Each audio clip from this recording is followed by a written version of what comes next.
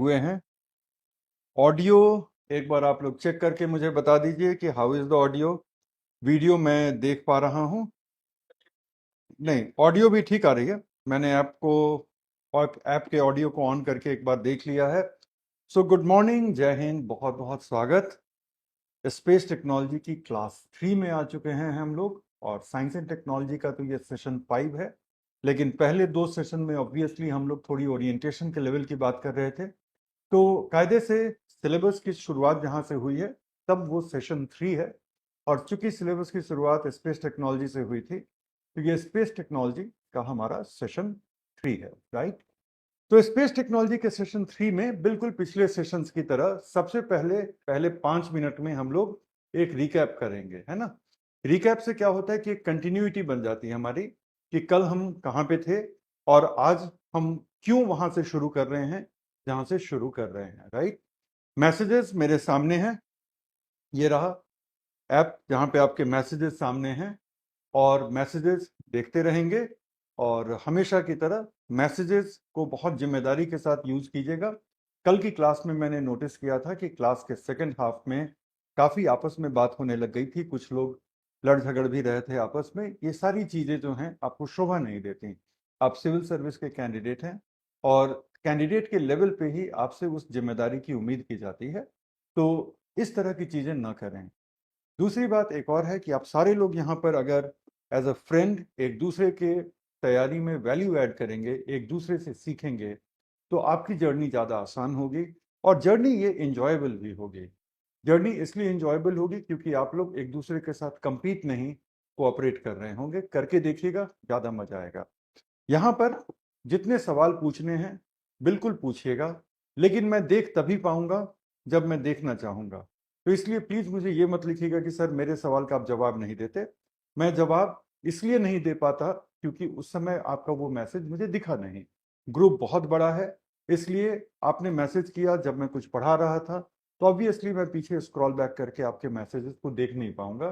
तो किसी से भी, चूंकि मैं आप में से किसी से भी फेस टू फेस मिला नहीं हूं, या हो सकता है कि कुछ लोगों से फेस टू फेस मिला हूं, तो किसी से भी व्यक्तिगत ऐसा क्या हो सकता है कि मैं आपके सवाल का जवाब नहीं दूंगा।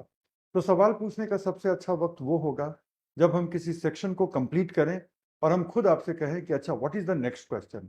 और उसके बाद आप अपने क्वेश्चंस को लेके आइए, उसमें जो रेलेवेंट क्वेश्चन होंगे जिससे आपके आगे की समझ बेहतर होगी, या ऐसे क्वेश्चन होंगे जिनसे कि हमारे इस क्लास के डिस्कशन में कुछ वैल्यू ऐड हो रहा होगा, उनको हम जरूर लेंगे। बाकी क्वेश्चंस पे मैं कोशिश करूंगा कि कमेंट ना करूं, सो दैट कि हमारा टाइम कलेक्टिवली बचा रहे। तो ये हमारे क्लास में काम करने का, हम दोनों के साथ काम करने का ये एक इंटेंट रहेगा। और इस इंटेंट को लेते हुए हम लोग स्पेस टेक क्लास नंबर 3 की शुरुआत कर रहे हैं, ठीक है। आपका सहयोग उतना ही जरूरी है जितनी की मेरी एकाग्रता और जितनी की मेरी मेहनत। तो हम दोनों साथ मेहनत करेंगे तो जल्दी ही कुछ मैजिक करके दिखा देंगे आपके रिजल्ट में। Let's start. हमेशा की तरह सबसे पहले हम लोग थोड़े रिकैप के मोड में आ जाते हैं। रिकैप का मतलब है कि पिछले क्लास में हमने क्या सीखा था, और उसके बाद हम लोग आगे देखते हैं। ये 5 मिनट का हमारा सेगमेंट है, सो दैट कि हम लोग फटाफट यहाँ से निकलें और नई चीज़ों को करें। ये आपको बोर्ड वर्क कल का पीडीएफ के फॉर्म में मिल गया होगा। तो कल अगर हम देखते हैं तो कल हमने मेनली अपना टाइम ऑर्बिट्स में दिया था, कक्षा पथ में दिया था। कई जगह इसको ग्रह पथ भी कहा जाता है। सबसे पहली बात की एक रिपीटेड पाथ है, और चूंकि ये रिपीटेड पाथ है तो ये हमेशा ही सर्कुलर, एलिप्टिकल, इसी तरह का कोई रिपीटेड पाथ होगा। और इस पर कोई भी सैटेलाइट या कोई भी सेलेस्टियल ऑब्जेक्ट वो घूमता रहता है स्पेस में, और किसी दूसरे सेलेस्टियल ऑब्जेक्ट के अराउंड घूमता रहता है, दैट इज एन ऑर्बिट। फिर हमने सीखा कि एक सैटेलाइट वो एक ऐसा ऑब्जेक्ट है जो किसी दूसरे स्पेस ऑब्जेक्ट के गिर्द घूमता रहता है, तो that is known as satellite. Satellite can be natural, and like I said, कल भी मैं बता रहा था कि स्टार के सैटेलाइट को हम प्लैनेट कहते हैं, प्लैनेट के सैटेलाइट को हम आमतौर पे सैटेलाइट कहते हैं। लेकिन ये जो सैटेलाइट होते हैं वो मैन मेड सैटेलाइट भी बेशक हो सकते हैं। फिर अगर हम देखें तो हमने ये कॉन्सेप्ट डे बिफोर यस्टरडे की क्लास में सीखा था कि कैसे ऑर्बिट में बने रहने के लिए आपकी लीनियर वेलोसिटी जितने आपके ग्रेविटेशनल इन्फ्लुएंसेस हैं उनको एग्जैक्टली जब तक कैंसिल नहीं करेगी आप ऑर्बिट में नहीं घूम सकते हैं, राइट। फिर उसके बाद हमने ये देखा कि कैसे अगर कोई ऑब्जेक्ट अर्थ के ऑर्बिट में है फिर भी उसको सन भी अपनी तरफ अट्रैक्ट कर रहा है, तो सन बाहर की तरफ उसको अट्रैक्ट कर रहा है, अर्थ अपने तरफ अट्रैक्ट कर रहा है, लेकिन जो भी इफेक्टिव उसके ऊपर ग्रेविटेशनल फोर्स होगा, जो भी इफेक्टिव होगा, उस इफेक्टिव ग्रेविटेशनल फोर्स को काउंटर करने के लिए उसकी लीनियर वेलोसिटी काफी होनी चाहिए और उसी के साथ ये इस ऑर्बिट में बना रहेगा। तो हमने इस वाले स्लाइड में ये सीखा था कि any satellite in the space experiences a number of gravitational effect. कोई भी उपग्रह अपनी कक्षा में, कोई भी ग्रह अपनी कक्षा में कई तरह के गुरुत्वीय प्रभावों का अनुभव करता है और उन सब के बैलेंस के लिए इसके पास अपनी एक लीनियर वेलोसिटी होनी चाहिए।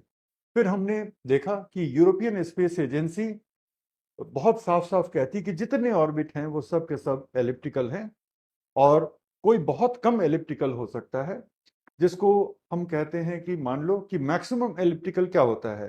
मैक्सिमम एलिप्टिकल होता है कि जहां पर वो सर्कल से बहुत दूर चला गया और वो क्लोज्ड स्ट्रक्चर रह भी नहीं गया। मैं थोड़ा सा ड्रॉ करके बताता हूं कि मैं यहां पर क्या मीन कर रहा हूं। देखो, एक शब्द होता है,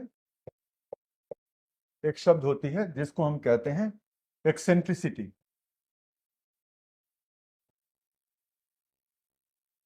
eccentricity of a circle. Circle is breath. तो एक्सेंट्रिसिटी का मतलब होता है कि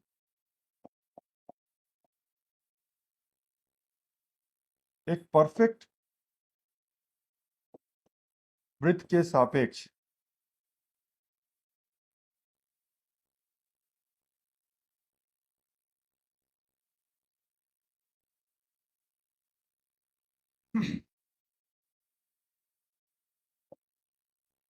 आकार में कितनी विकृति है, राइट, उसको हम कहते हैं एक्सेंट्रिसिटी। ठीक है, तो इसको आप लोग लिख लीजिए क्योंकि ये कल हम लोगों ने नहीं टच किया था, बात चली है, तो रिकैप में ये एक वैल्यू एडिशन हो गया, तो प्लीज राइट इट डाउन। तो एक्सेंट्रिसिटी ऑफ अ सर्कल को हम कहते हैं कि एक परफेक्ट वृत्त जो होता है, ये एक परफेक्ट वृत्त है, तो इसके वृत्ताकार में, इसके परफेक्ट वृत्त से कितना ज्यादा, ठीक है, इसके परफेक्ट वृत्त से कितना ज्यादा इसके आकार में विकृति है, उसको हम एक्सेंट्रिसिटी कहते हैं। तो एक परफेक्ट वृत्त में एक्सेंट्रिसिटी 0 होती है और जैसे जैसे वो ओवल होता है फिर एलिप्टिकल होता है तो एक्सेंट्रिसिटी 0 से बढ़ने लग जाती है। जितनी ज्यादा वो 0 से 1 की तरफ जाएगी उसको हम कहते हैं कि ये अब अपने एक्सेंट्रिक और भी एक्सेंट्रिक और भी एक्सेंट्रिक और भी एक्सेंट्रिक हो रहा है। एक्सेंट्रिसिटी का मैक्सिमम क्या है, एक्सेंट्रिसिटी का चरम क्या है? एक्सेंट्रिसिटी का चरम होता है 1, जब वो एक क्लोज पाथ रह नहीं जाता है, वो एक पैराबोला या हिंदी में जिसको परवलय कहते हैं वो बन जाता है। तो पहले आपने इसको लिख लिया, जो मेरे इंग्लिश वाले स्टूडेंट हैं डिक्टेट कर देते हैं, प्लीज लिख लीजिए। एक्सेंट्रिसिटी इज डिफाइंड एज, लिख लीजिए, eccentricity is defined as deviation in shape, defined as the deviation in shape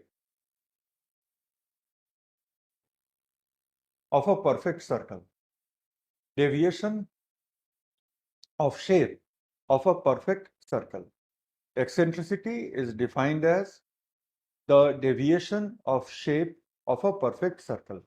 और हिंदी में मैंने लिख दिया था। ये कोशिश रहेगी कि अगर मैंने इंग्लिश में लिखा तो हिंदी में डिक्टेट कर दूं, इंग्लिश और हिंदी में लिखा तो इंग्लिश में डिक्टेट कर दूं, दोनों को लिखने का समय थोड़ा बच जाएगा, है ना।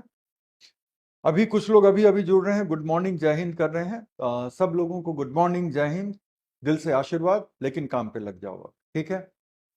अब हम क्या देखते हैं कि एक्सेंट्रिसिटी जो होती है,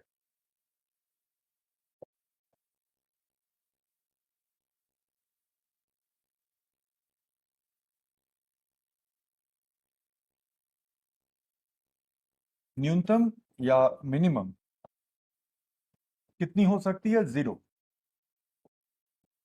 मतलब कि ये एक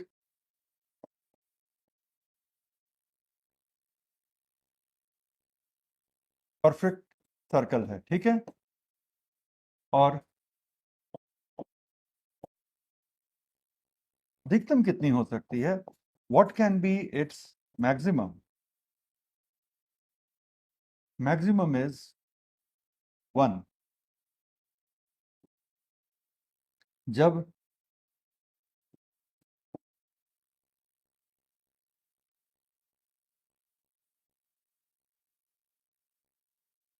जब यह एक बंद आकार नहीं रह जाता।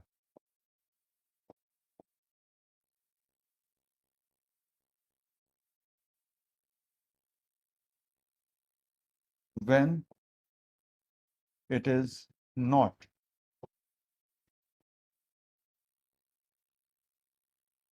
a closed structure,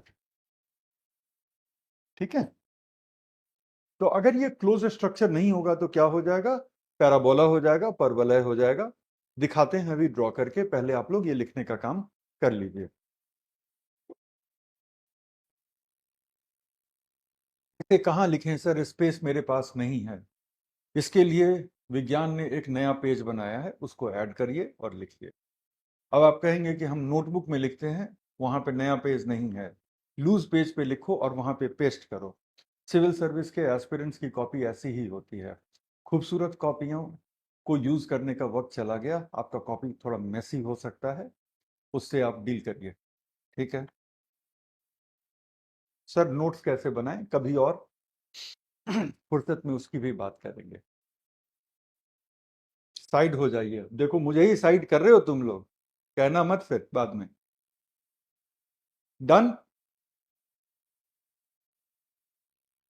अभी डायग्राम बनाएंगे तो समझाएंगे। डन। चलो अब देखो,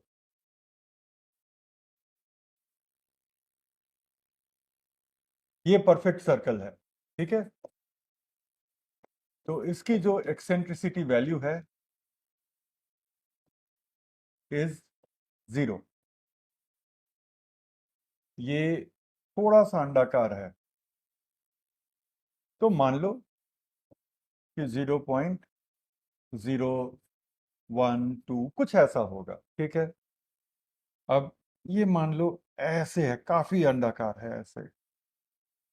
तो ये अब काफी दीर्घवृत्ताकार एलिप्स दिख रहा है हमें, ठीक है। तो इसका वैल्यू हो सकता है कि ये 0 पॉइंट कुछ फॉरवर्ड जैसा हो जाए, और भी लंबा हो सकता है। तो ये वैल्यू बढ़ते बढ़ते 1 की तरफ जाएगा। क्या होगा जब वैल्यू 1 हो जाएगा? जब इसका वैल्यू 1 हो जाएगा तो ये देखो क्या होता है। It is not a close structure. जब इसका वैल्यू 1 हो गया तो अब क्या ये क्लोज स्ट्रक्चर दिख रहा है? आपको लगेगा कि नहीं बोर्ड के उस तरफ है, नहीं है, ये क्लोज स्ट्रक्चर अब नहीं है। ये अब क्या हो गया? ये हो गया 1 के लेवल का। ये जो वैल्यू है ये 1 है। इसको इंग्लिश में हम पैराबोला कहते हैं और हिंदी में इसको परवलय कहते हैं।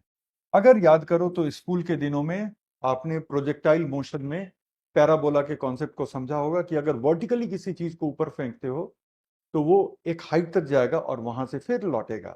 टोटल पाथ को हम क्या कहते हैं? पैराबोलिक पाथ कहते हैं।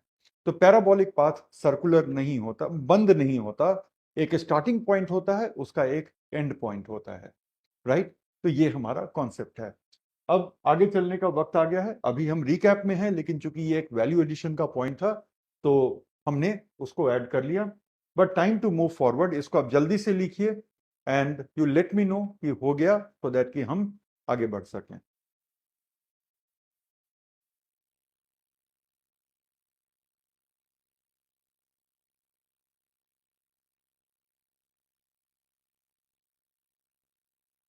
डन। चलो बहुत सारे लोगों ने डन लिख दिया है। Very nice, very good. चलो रिकैप को थोड़ा सा आगे बढ़ाते हुए अब देखोगे कि हमने ये देखा कि केंद्रीयता भी थी। तो केंद्रित जहां पे सेंटर में है, अपकेंद्रित, इसको भी एक्सेंट्रिक कहते हैं, लेकिन शेप में नहीं। इसमें जिसके अराउंड आप सर्कल लगा रहे हैं, जिसके अराउंड आपका पाथ है, उसके हिसाब से आप देखो कि एक पॉइंट काफी करीब है, एक पॉइंट काफी दूर है। जो दूर का पॉइंट है उसको एपोजी कहते हैं, जो नजदीक का पॉइंट है उसको पेरिजी कहते हैं। और इसका एप्लीकेशन भी हमने सीखा था कि कैसे इस तरह के एलिप्टिकल ऑर्बिट्स, जो लंबे एलिप्टिकल ऑर्बिट होते हैं, कैसे उनको हम सैटेलाइट्स को उनके राइट ऑर्बिट्स में भेजने के लिए यूज करते हैं। हमने ये देखा था कि बड़ी चालाकी से हम अर्थ से एक स्पेस लॉन्च व्हीकल से एक सैटेलाइट यहीं पे इंसर्ट कर देते हैं, और फिर वो सैटेलाइट धीरे धीरे हाईली एलिप्टिकल पाथ को फॉलो करते हुए एपोजी तक जाता है। एपोजी पे जाकर के सैटेलाइट का एक मोटर है जिसका नाम होता है एपोजी मोटर, ज्यादा अच्छा नाम है एपोजी किक मोटर। कई किताबों में आप देखेंगे एपोजी मोटर। और किताबों की बात चली है तो एक बार फिर से बता दें, पहली क्लास में बताए थे कि साइंस एंड टेक्नोलॉजी के लिए प्लीज कोई भी मार्केट से गाइड और बुक मत उठाइएगा, वो सब बहुत वाहियात हैं। And there is no need after attending my classes and after going through my PDF, plus update आप करते रहिएगा, तो इसमें कुछ भी और ऐड करने की जरूरत नहीं है। अगर आप सेल्फ कॉन्फिडेंट रहेंगे तो इधर उधर नहीं भटकेंगे। अगर अपने ऊपर ही भरोसा नहीं रहा तो फिर आप इधर उधर के मटेरियल में बहुत अपना टाइम वेस्ट कर देंगे। So I am just repeating, apart from my classes, apart from my PDF, and apart from the current updates, there is nothing else you will ever need for mastering science and technology for the civil service examination. So after this, what happens? Apogee kick motor will give it a new type of a speed, because of which it will now become a part of a new orbit, and this is the new orbit that it actually belongs to. ये वो orbit है जहां पे ये जाना चाहता था, लेकिन इसके लिए हमने हाईली एलिप्टिकल ट्रांसफर ऑर्बिट का इस्तेमाल किया है। जब तक कि हमारा ऑर्बिट अर्थ के बहुत पास नहीं है, हम ट्रांसफर ऑर्बिट्स का इस्तेमाल करते ही करते हैं। ये आप लिख लें अपने पास कि जब तक नियत ऑर्बिट पृथ्वी के समीप ना हो, जब तक नियत ऑर्बिट पृथ्वी के समीप ना हो, लगभग 1000 किलोमीटर की सीमा के अंदर, लगभग 1000 किलोमीटर की सीमा के अंदर,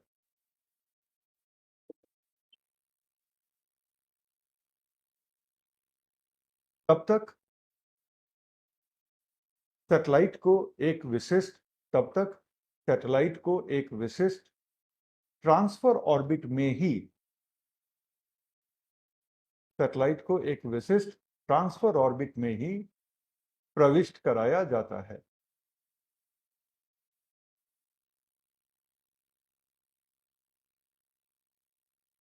इंग्लिश में हम बोल देते हैं, as long as the designated orbit, as long as the designated orbit of the satellite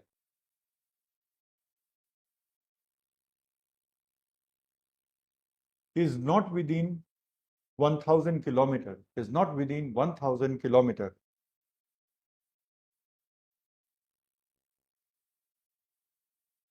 the satellite is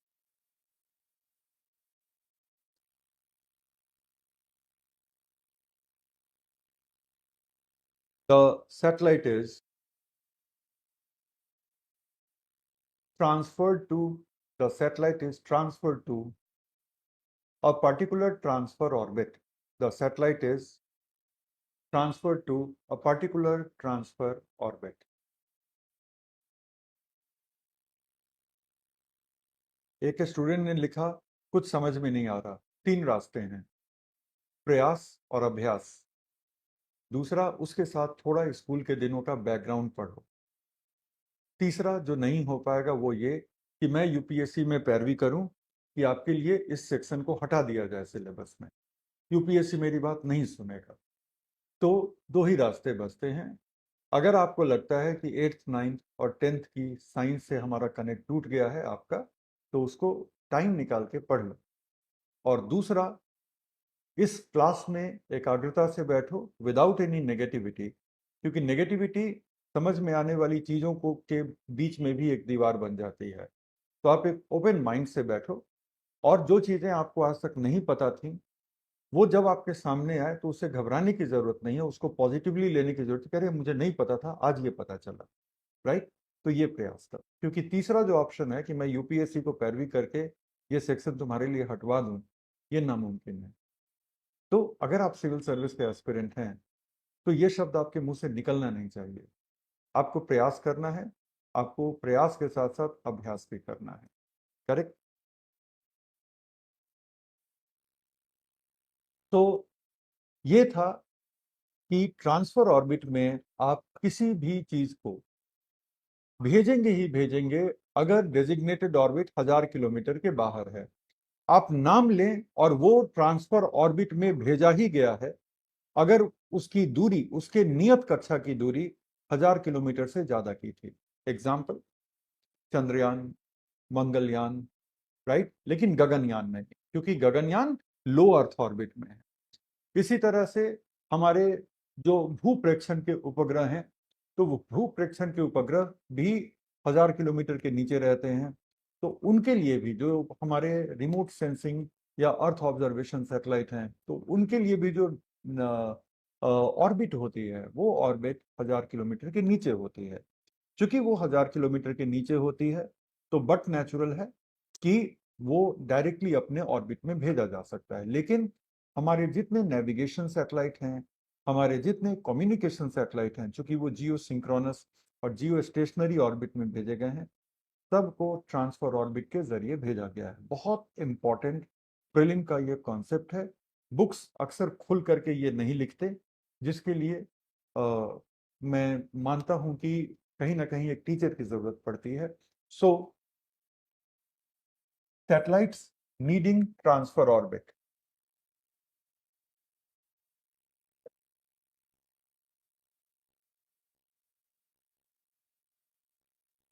lights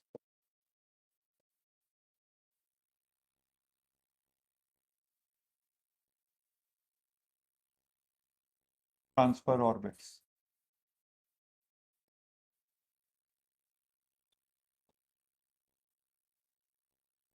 satellites for GSO and GEO. Next is special far away mission, जैसे कि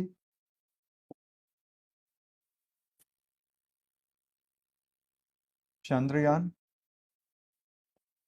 Mangalyaan. But remember, Gaganyaan नहीं। गगनयान इसलिए नहीं क्योंकि वो लो earth orbit का रहेगा mission हमारा। और तीसरा, हमारे most recent Aditya L1 mission भी। राइट। हिंदी में आप क्या लिखेंगे? वैसे उपग्रह जिन्हें ट्रांसफर ऑर्बिट में भेजना जरूरी है। हिंदी में आप क्या लिखेंगे? वैसे उपग्रह जिन्हें ट्रांसफर ऑर्बिट में भेजना जरूरी है। उसके नीचे आप क्या लिखेंगे? GSO, geosynchronous orbit. GEO, geostationary earth orbit. अभी फिलहाल शॉर्ट फॉर्म लिखेंगे। ऑर्बिट्स में जीएसओ और जीईओ आज हमको करना है, तो उस समय आप ये फुल फॉर्म लिखेंगे। तो पहला लिखेंगे जीएसओ और जीईओ के उपग्रह। दूसरा लिखेंगे विशेष दूरस्थ मिशन के उपग्रह। विशेष दूरस्थ मिशन के उपग्रह कौन से होंगे? वो चंद्रयान, मंगलयान और आदित्य L1। इतना लिख करके मुझे डन कीजिए, फिर हम आगे बढ़ेंगे।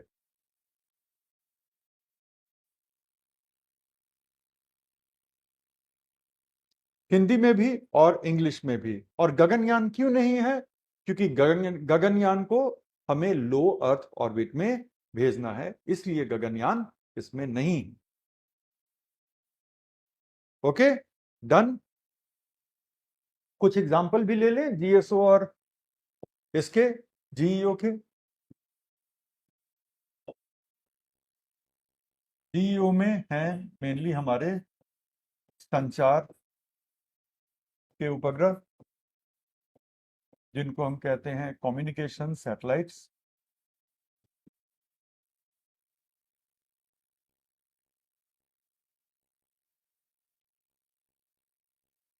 और दूसरा कुछ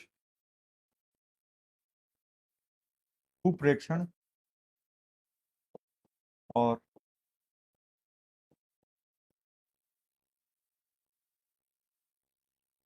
मौसम उपग्रह, right? So some earth observation and weather satellites.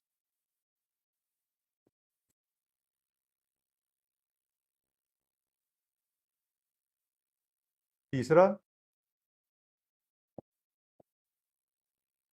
कुछ नेविगेशन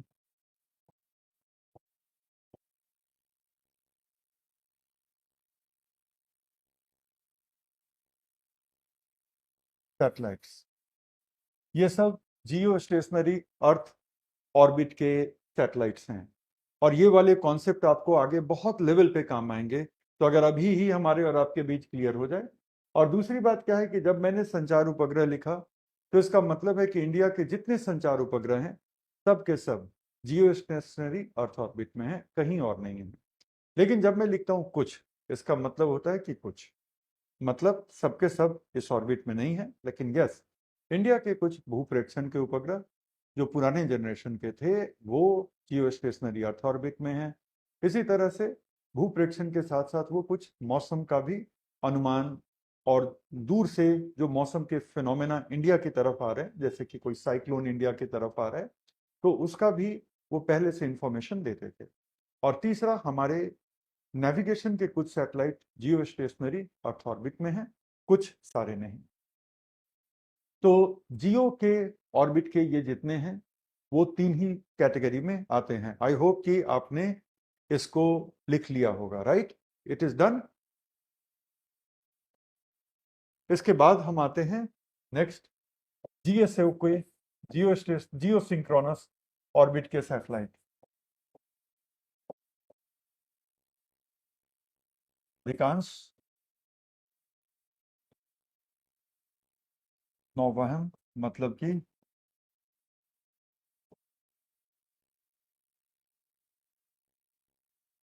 नेविगेशन के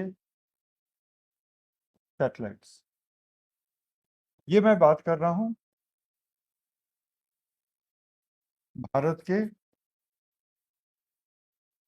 नेविक सिस्टम की, ठीक है? अदरवाइज आपको ये पता होना चाहिए कि जीपीएस के सैटेलाइट्स कहाँ हैं। कल हमने बात किया था, जीपीएस के सैटेलाइट्स हैं मीडियम अर्थ ऑर्बिट में। जीपीएस ही नहीं, ग्लोनास के भी सैटेलाइट वही हैं,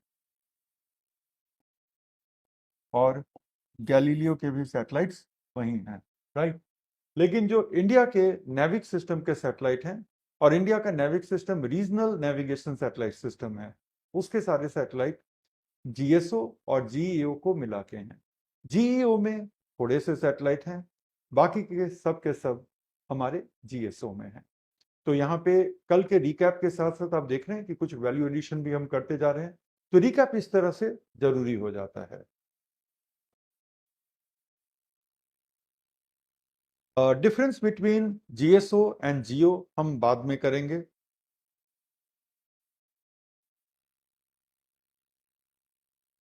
डन। चल, अब हम आ जाते हैं, बस थोड़े से स्लाइड्स हैं।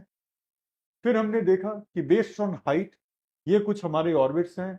लो अर्थ ऑर्बिट 160 किलोमीटर से 2000 किलोमीटर तक, मीडियम अर्थ ऑर्बिट 2000 किलोमीटर से जियो तक, और जियो ऑर्बिट जो है वो हमारा 35,786 किलोमीटर की एग्जैक्ट वो डिस्टेंस है।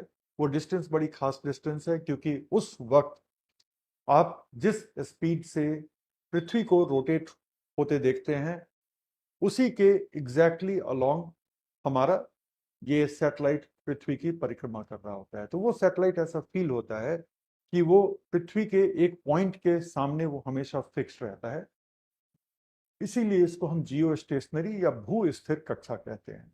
कल आप लोगों ने, कुछ लोगों ने, आई एम नॉट श्योर कि सारे लोगों ने, लेकिन कुछ लोगों ने एक्सपेरिमेंट शायद किया होगा। मैंने कहा था कि आप अपने एक्सिस पे रोटेट करिएगा और एक आदमी आपसे आई कांटेक्ट बना करके वो आपकी परिक्रमा करेगा, और आप देखेंगे कि वो आदमी अगर एग्जैक्टली उसी स्पीड से कर रहा है तो आई कांटेक्ट आपका टूटेगा नहीं। यही जियो स्टेशनरी का कॉन्सेप्ट है। कितने लोगों ने ये एक्सपेरिमेंट किया था? नेविगेशन सिस्टम कैसे काम करता है बताएंगे, जब हम नेविगेशन पे आएंगे तो बताएंगे, ठीक है। चलो, इसके बाद हमने ये देखा लो अर्थ ऑर्बिट के डिटेल्स के बारे में कि लो अर्थ ऑर्बिट 160 किलोमीटर से 1000 किलोमीटर के बीच होता है। It can be used up to 2000 kilometre, but that is the maximum. Apart from that इसके एप्लीकेशन एरियाज हमने देखे कि कैसे इंटरनेशनल स्पेस स्टेशन, इंडिया का AstroSat, Hubble telescope, James Webb telescope और कुछ स्मॉल कम्युनिकेशन सैटेलाइट भी जो प्राइवेट होते हैं उनको हम यहाँ पर इंस्टॉल करते हैं। उसके बाद हमने देखा मीडियम अर्थ ऑर्बिट, इसका रेंज काफ़ी बड़ा है, लेकिन जो मैक्सिमम हम यूज़ करते हैं वो 5000 से 20000 के बीच यूज़ करते हैं। और जीपीएस जो है वो ग्लोबल जितने नेविगेशन सैटेलाइट सिस्टम है वो मीडियम अर्थ ऑर्बिट में काफ़ी सारे सैटेलाइट्स का उनका ताना बाना है। जीपीएस है, ग्लोनास है, गैलीलियो है और बाइदाउ है। तो इतना कुछ देखा और फिर हम जियो पे आए थे और यहीं पे हमने इसको क्लोज किया था। हमने ये देखा कि सी लेवल से 35,786 किलोमीटर की हाइट और अर्थ के सेंटर से 42,164 किलोमीटर की हाइट, और ये हाइट बड़ी खास हाइट होती है। और ये हाइट इसलिए खास हाइट होती है क्योंकि इस हाइट पर आते ही आप उतने ही देर में पृथ्वी की परिक्रमा करेंगे जितना टाइम पृथ्वी को अपने एक्सिस पे रोटेट करने में लगता है। तो अगर आप देखें तो वो टाइम जो है वो एग्जैक्टली लगभग, मतलब एग्जैक्टली पे फिर हम आ जाएंगे 23 hours 56 minutes and a few seconds, जो एक साइडेरियल डे है। तो उस पे हम आ जाते हैं। तो अब हम लोग चीजों को थोड़ा सा आगे बढ़ा करके देखते हैं, ठीक है। चलो, नाउ अहेड, अब आगे देखते हैं कि क्या है। सबसे पहले हम लोग देखेंगे हमारे जियो ऑर्बिट को, ठीक है। ये हमारा जियो ऑर्बिट है। दो तीन चीजें गौर करने की हैं इस हमारे जियो ऑर्बिट में।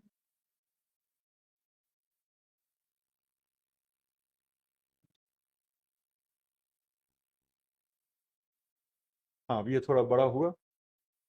तो सबसे पहली बात क्या है जियो ऑर्बिट की? दो चीजें जियो ऑर्बिट की खासियत होती हैं। एक चीज नहीं इसकी खासियत होती है, सिर्फ इसका डिस्टेंस इसकी खासियत नहीं होती। दो चीजें इसकी खासियत होती हैं। पहली जो चीज इसकी खासियत होती है वो होती है इसकी डिस्टेंस।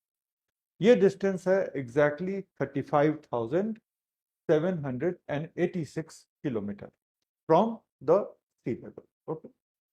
दूसरा क्या है कि इसका ये जो हमारा ऑर्बिट है, इस ऑर्बिट का इंक्लाइन एग्जैक्टली वही है जो अर्थ का इंक्लाइन है। अर्थ का इंक्लाइन थोड़ा सा ऐसे है ना, तो एग्जैक्टली इस ऑर्बिट का भी इंक्लाइन ऐसे है। दोनों हाथों को देखो आप, ठीक है। अर्थ का इंक्लाइन और ये इस ऑर्बिट का इंक्लाइन। इसका मतलब है कि अगर अर्थ सीधा होता तो ये हमारा जो ऑर्बिट है ये भी ऐसे था, चूंकि अर्थ इंक्लाइन है तो ये भी थोड़ा सा इंक्लाइन है। अब क्या है कि इसकी इंक्लिनेशन एग्जैक्टली उतनी ही है जितनी अर्थ की इंक्लिनेशन है, और डिस्टेंस ये है। अब इस डिस्टेंस पे कोई भी ऑब्जेक्ट अगर अर्थ की रिवोल्यूशन करता है तो वो उतने ही देर में कर पाएगा जितने देर में अर्थ का एक रियल रोटेशन पूरा होता है। और वो रियल रोटेशन कितना होता है? वो रियल रोटेशन होता है 23 आवर्स 56 मिनट्स एंड 4 सेकेंड्स का। That is the sidereal. Sidereal means क्या होता है कि एक फार अवे स्टार के सापेक्ष एक फार अवे स्टार के रिलेटिव अर्थ को अपने एक्सिस पे एक बार रोटेट होने में कितना वक्त लगा, राइट? तो क्या सन के सापेक्ष अर्थ को थोड़ा सा ज्यादा वक्त लगता है क्या? तकरीबन 4 मिनट ज्यादा लगता है, 24 आवर्स एग्जैक्टली। ऐसा क्यों? ऐसा इसलिए क्योंकि अर्थ सिर्फ सन के सामने अपने आप को रोटेट नहीं कर रहा है, बल्कि अर्थ सन की परिक्रमा भी कर रहा है। तो अर्थ रोटेट भी कर रहा है, थोड़ा सा अपने पॉइंट से आगे भी जा रहा है। तो अर्थ जब सन के सापेक्ष आप उसका रोटेशन लेते हैं ना, तो एक रोटेशन को पूरा करते करते अर्थ जो है 1 डिग्री बढ़ चुका है। तो अर्थ सन के सापेक्ष जब अपनी परिक्रमा करता है तो वो 360 डिग्री नहीं, वो 361 डिग्री कवर करता है, इसलिए उसको 4 मिनट का वक्त ज्यादा लगता है। तो एक सोलर डे जो है ना, एक सोलर डे वो एग्जैक्टली 24 आवर्स का होता है, लेकिन हमारा जो एक साइडेरियल डे होता है वो 23 आवर्स 56 मिनट्स एंड 4 सेकेंड्स का होता है। एक आपके लिए एक इलस्ट्रेशन हम लेकर आए हैं, जो इलस्ट्रेशन थोड़ा सा देखना जरूरी है। इसको पहले हम ऑफ करते हैं और ये इलस्ट्रेशन आप एक बार बिल्कुल बिगनिंग से देखें तो वो आपको ज्यादा अच्छा समझ में आएगा, ठीक है? Give me a moment. अब हम लोग देखते हैं, ये सन है, ये हमारा अर्थ है, और एक साइडेरियल डे जो है ये 23 आवर्स 56 मिनट और 4 सेकेंड का है। सोलर डे 24 आवर्स का।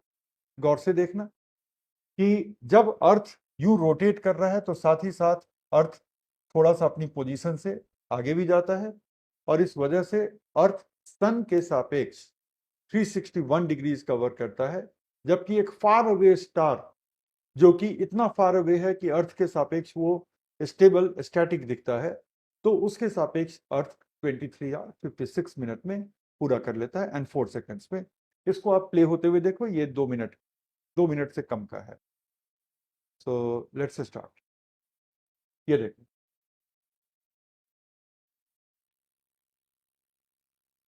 अर्थ रोटेट कर रहा है और धीरे धीरे अर्थ ऊपर की तरफ उठता जा रहा है, देख रहे हो? अर्थ की रोटेशन 360 डिग्री यहीं पे पूरी हो गई, एक साइडेरियल डे 23 आवर्स 56 मिनट। और ये देखो, सन के सापेक्ष 1 डिग्री बढ़ गई, तो वो एग्जैक्टली कितनी हो गई? 24 आवर्स।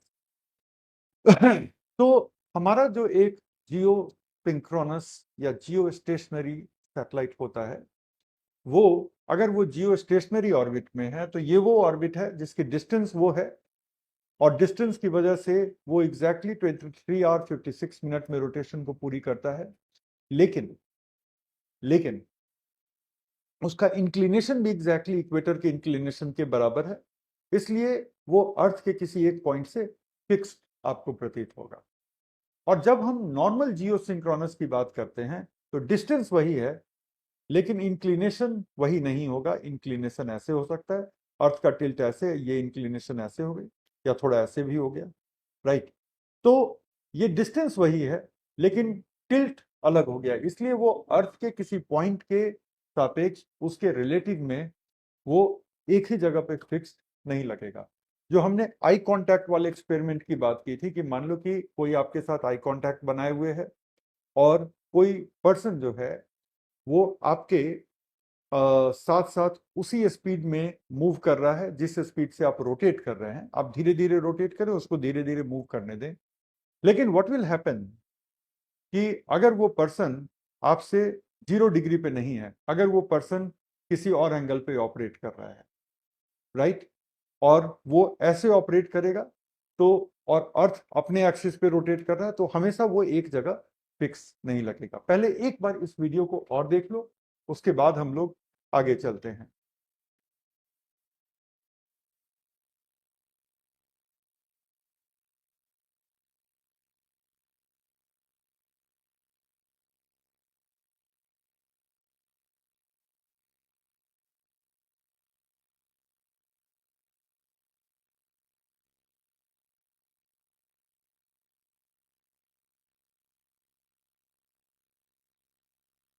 करेक्ट। तो ये है हमारा। अब हम लोग थोड़ा सा आगे चलते हैं और ये देखो, ये एक कम्युनिकेशन सैटेलाइट है। अगर अर्थ झुका हुआ है तो ये भी ऑर्बिट जो है उतने ही डिग्री पे टिल्टेड है, इसलिए ये एक ही जगह पर फिक्स दिखेगा। इसको हम जियो स्टेशनरी कहते हैं। ये देखो,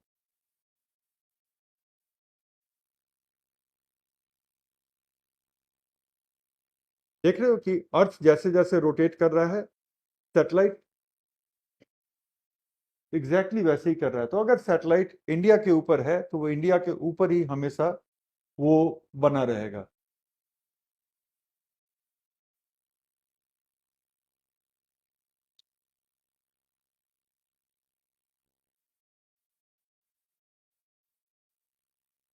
ये आप समझ पा रहे हो कि ये 35,786 की जो डिस्टेंस है, तो उस डिस्टेंस के लिए आपको एक सर्टेन ऑर्बिटल वेलोसिटी चाहिए। हर डिस्टेंस के हिसाब से एक सर्टेन ऑर्बिटल वेलोसिटी चाहिए होती है। और ये ऑर्बिटल वेलोसिटी ऐसी है जो कि एग्जैक्टली 23 आवर 56 मिनट और 4 सेकंड में अर्थ की एक परिक्रमा पूरी करा देगा। और इतना ही वक्त लग रहा है अर्थ को अपने एक्सिस पे एक बार रोटेट होने में।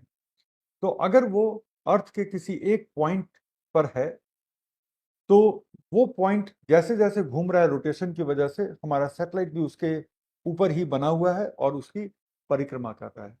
तो इसलिए इन ऑर्बिट्स को हम कहते हैं भू स्थिर कक्षा। उनको हम कहते हैं भू स्थिर कक्षा या जियो स्टेशनरी। स्टेशनरी का मतलब होता है कि वो कहीं मूव नहीं कर रहा।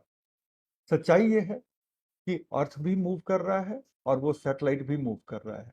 अर्थ रोटेशन के जरिए मूव कर रहा है और सैटेलाइट रेवोल्यूशन के जरिए मूव कर रहा है।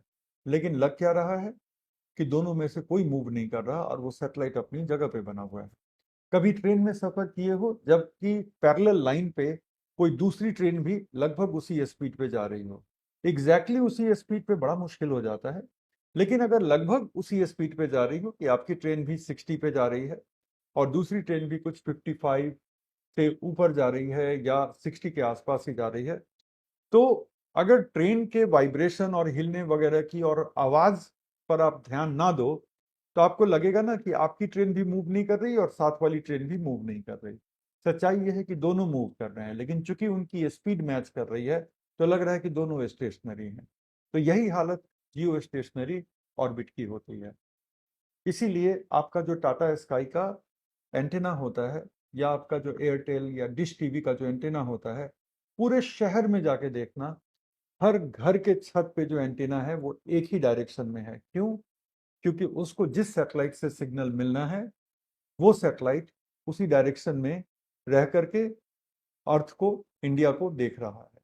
वो इंडिया के ही ऊपर फिक्स, हमने ऐसी ही जगह पे पॉइंट उसको रिलीज किया कि वो इंडिया के ऊपर ही बना रहे, ताकि इंडिया को कॉन्स्टेंटली लगातार कम्युनिकेशन के सिग्नल्स मिलते रहे, जिससे कि आपकी लॉन्ग डिस्टेंस टेलीफोनी चलती है, जिससे कि आपका डायरेक्ट टू होम टेलीविजन चलता है, जिससे कि सैटेलाइट के टीवी ब्रॉडकास्ट होते हैं, लाइव ब्रॉडकास्ट मैचेस वगैरह का। भी तो वर्ल्ड कप भी चल रहा है ना। तो ये जो है ना, आप जाकर के देखना कि चाहे वो डिश टीवी का एंटीना हो या टाटा स्काई का एंटीना हो, कोई भी एंटीना हो, शहर के हर घरों पे जो एंटीना है, तो डायरेक्शन एक ही होगा। स्काई में एक ही डायरेक्शन है अगर उनको एक ही सैटेलाइट से सिग्नल मिल रहा है। कुछ पुराने वाले जो सेट्स हैं उनको एक पुराने सैटेलाइट से सिग्नल मिल रहा होगा, ये पॉसिबल है। और कुछ नए वालों को एक नए सैटेलाइट से, तो थोड़ा सा उनके एंगल में अलग होगा। लेकिन ऐसा नहीं कि एक उधर देख रहा है एक इधर देख रहा है, वो नहीं होने वाला है। एक इधर एक थोड़ा सा इधर, बस उतना ही। आप इसको हिला के देख ले, सिग्नल इतना बुरा आएगा कि आप दुखी हो जाएंगे। सो ये ब्यूटी है जियो स्टेशनरी की। तो जियो स्टेशनरी दो चीजों के लिए खास है। पहला उसका इंक्लाइन और दूसरा उसका डिस्टेंस। डिस्टेंस उसको एग्जैक्टली उतनी ही देर में रोटेट रिवोल्यूशन कराता है और इंक्लाइन उसको उसी डायरेक्शन में फिक्स रखता है। Are we clear? अब थोड़े सवाल पूछ लो।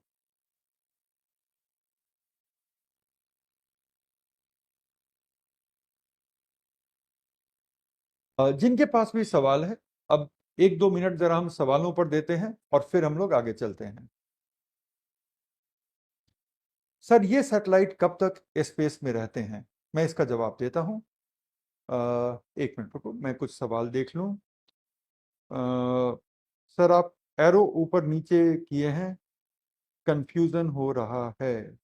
कौन सा एरो ऊपर नीचे किए हैं?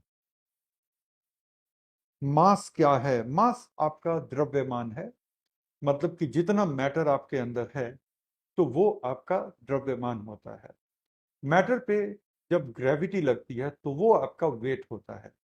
तो आपका मैटर इतना ही रहेगा, लेकिन मून पे जब आप जाएंगे तो ग्रेविटी कम होगा, तो आप अपने आप को लाइटर पाएंगे। तो आपका weight is a product of mass and gravity. Mass is how much matter is inside of you. Solar day नहीं समझ में आया? ठीक है, तुम ऐसे देखो कि अगर तुम्हें ठीक है, किसी के सामने ऐसे रोटेट करना पड़ रहा है और साथ ही साथ रोटेट करते हुए उसकी थोड़ी परिक्रमा भी करनी पड़ रही है, तो आप देखोगे क्या ना कि जितनी देर में आपने एक रोटेशन पूरा किया तब तक परिक्रमा के चक्कर में आपकी पोजीशन बदल गई। तो सोलर डे में पृथ्वी सन के सापेक्ष 360 डिग्री नहीं, 361 डिग्री पूरा कर लेता है, क्योंकि पृथ्वी थोड़ा सा अपने जगह से 1 डिग्री मूव भी कर गया है, वो रेवोल्यूशन के चक्कर पे। ठीक है ना? इस वजह से सोलर डे में 4 मिनट ज्यादा लगता है।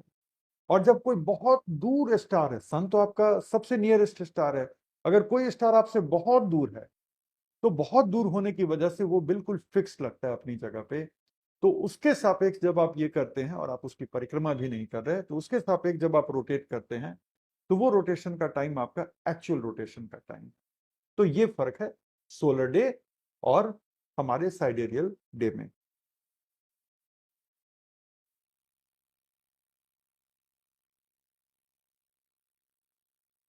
क्लियर क्लियर, एकदम मजा आ गया गुरुजी। प्रशांत गोला, नींद क्यों आती है क्लास में? कोई भी कारण हो सकता है, लेकिन ये क्लास बोरिंग नहीं है प्रशांत। 2-3 चीजें करो, रात में सही से सो, थोड़ा सा एक्सरसाइज करो और क्लास में बैठो। तो क्लास में बैठने के पहले थोड़ा बैलेंस डाइट लेके बैठो। भूख लगी रहेगी तब कमजोरी की वजह से नींद आएगी, ज्यादा खा लोगे तो आलस की वजह से नींद आएगी। तो ये छोटे छोटे हैक हैं, मैं इसको मजाक में नहीं उड़ाना चाहता था, इसलिए मैंने शुरू में एक लाइन बोल करके इसको टाल दिया। लेकिन ये 2-3 चीजें हैं जिसकी वजह से क्लास में नींद आती है।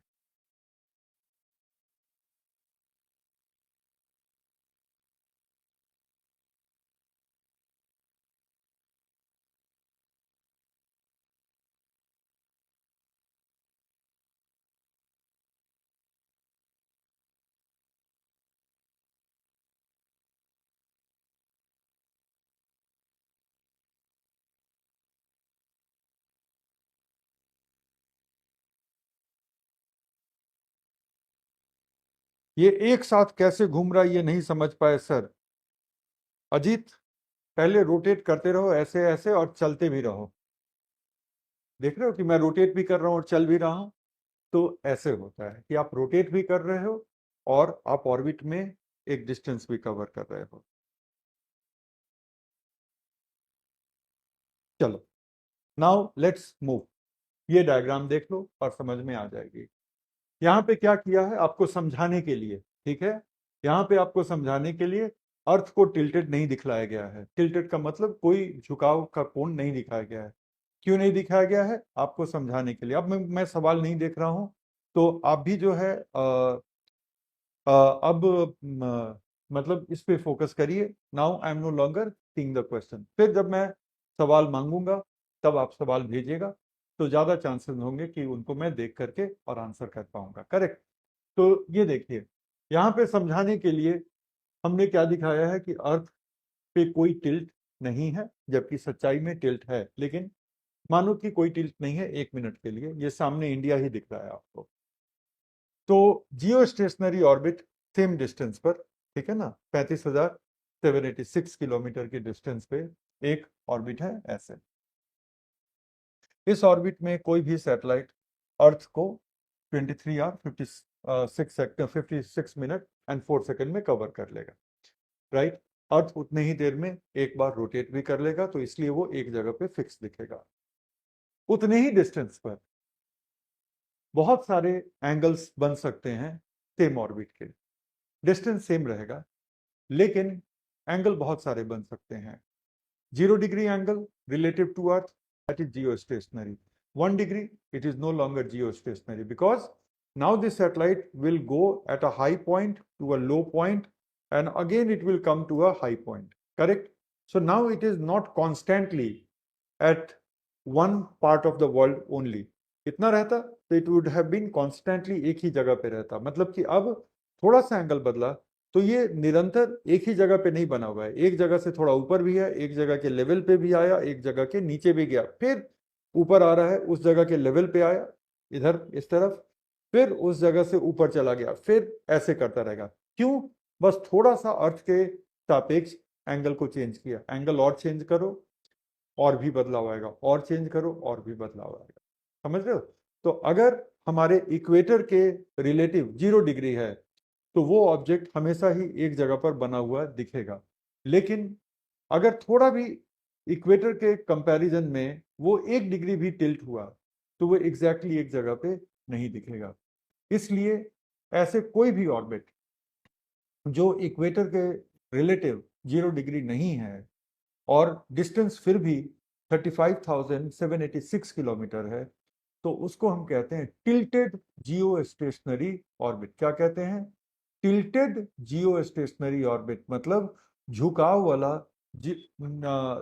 टिल्टेड जियो सिंक्रोनस ऑर्बिट, झुकाव वाला भूतुल्यकालिक ऑर्बिट। भूतुल्यकालिक मतलब कि जितने समय में पृथ्वी रोटेट कर रही है, घूर्णन कर रही है, उतनी ही देर में वो पृथ्वी की परिक्रमा कर रहा है, तो उसको हम भूतुल्यकालिक कहेंगे। और अगर उसका झुकाव हमारे इक्वेटर के सापेक्ष 0 हो गया तो वो फिर भू स्थिर कक्षा कहलाएगा। तो क्या ये कहना ठीक होगा कि जियो स्टेशनरी ऑर्बिट भूतुल्यकालिक ऑर्बिट का एक प्रकार है, जियो सिंक्रोनस का एक प्रकार है? क्योंकि जियो सिंक्रोनस में आप उतने ही देर में ऑर्बिट करते हैं, जियो सिंक्रोनस में आप उतने ही देर में ऑर्बिट करते हैं जितने देर में अर्थ एक बार रोटेट कर जाता है। तो ये तो जियो स्टेशनरी पे भी लागू होता है। तो क्या हम कह सकते हैं कि जियो स्टेशनरी जियो सिंक्रोनस का एक टाइप है? बिल्कुल कह सकते हैं। तो अब हम यहां पे आ जाते हैं कि जियो सिंक्रोनस एक बड़ा वर्ड है और इसके दो तरीके के हो सकते हैं। 0 degree angle with equator, any other angle with the equator जो जीरो नहीं है। तो एनी अदर एंगल को हम कहेंगे इंक्लाइंड जियो सिंक्रोनस, और इधर वाले को हम क्या कहेंगे? इसको हम कहेंगे जियो स्टेशनरी। इसको मैं लिखता हूं, फिर आप जितना कुछ समझाया है उसके साथ कनेक्ट करिएगा और बताइएगा कि ये अब क्लियर है या मैं कुछ और समझाऊं आपको। राइट। एक और स्लाइड आपको दिखा देते हैं, उसके बाद हम लोग बात करेंगे। ये देखो कि ये सब अलग अलग एंगल आपको दिख रहे हैं। These are different different angles जिसपे कि आप जियो सिंक्रोनस इंक्लाइन को देख पा रहे हैं। करेक्ट। अब हम आ जाते हैं एक चार्ट पे, इसको आप मेरे साथ लिखिएगा।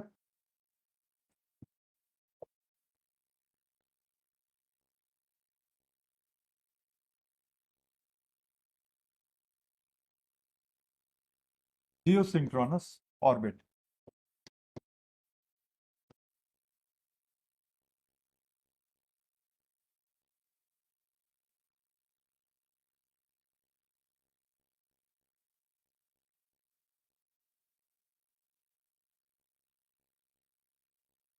भूतुल्यकालिक कक्षा।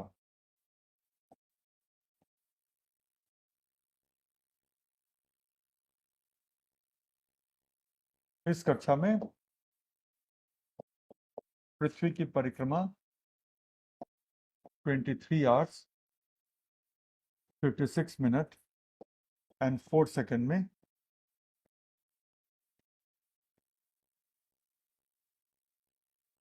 की जाती है।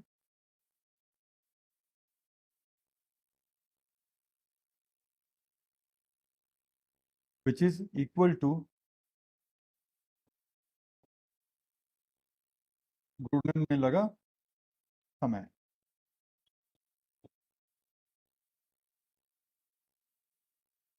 Right.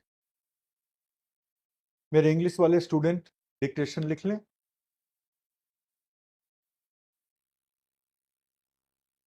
In this orbit, any object, in this orbit, any object completes one rotation, completes one revolution. In this orbit, any object completes one revolution of the Earth in 23 hours, 56 minutes, and 4 seconds.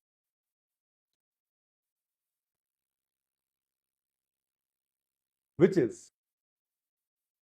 exactly the same time, which is exactly the same time taken by the Earth, taken by the Earth to complete one rotation, taken by the Earth to complete one rotation. ठीक है, तो ये हो गई भूतुल्यकालिक कक्षा। Done. तुल्यकालिक क्यों कहते हैं उसका एक्सप्लेनेशन दे दिया। इसके दो टाइप्स होते हैं। पहला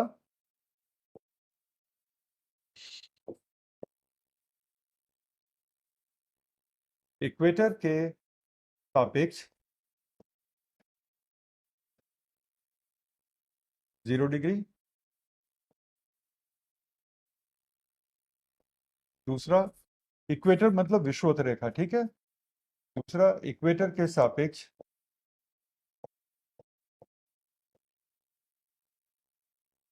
नॉन जीरो डिग्री। कुछ भी हो सकता है, 1 degree, 2 degree, 5 degree, 27 degree, 40 degree, कुछ भी हो सकता है, लेकिन वो जीरो नहीं होगा।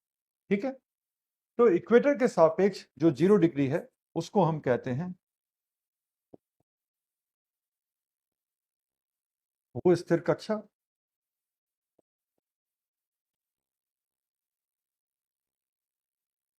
या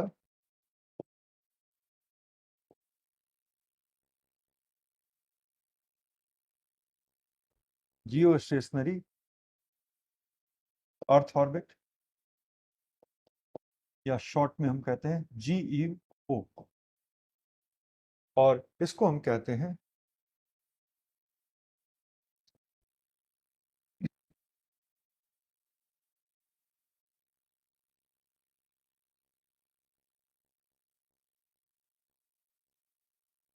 भूतुल्यकालिक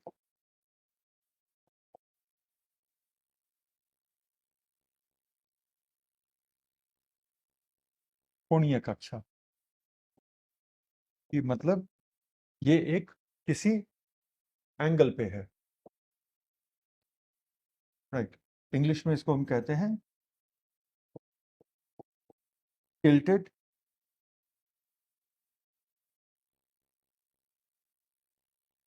टिल्टेड जियोसिंक्रोनस ऑर्बिट। शॉर्ट में इसको हम कहते हैं GSO। तो अब हम GSO बोलेंगे तो आप अपने आप समझ जाएंगे कि ये टिल्टेड है, और GEO बोलेंगे तो आप खुद से समझ जाएंगे कि हम जियो स्टेशनरी अर्थ ऑर्बिट की बात कर रहे हैं।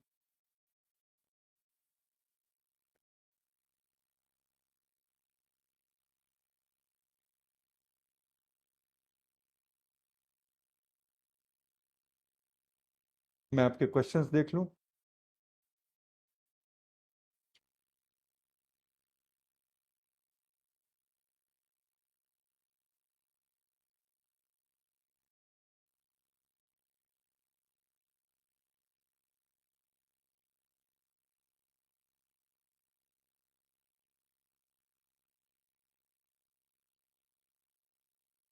चलो आप लोग इसको कॉपी कर लीजिए, फिर डन बताइएगा, फिर मैं आगे चलता हूं।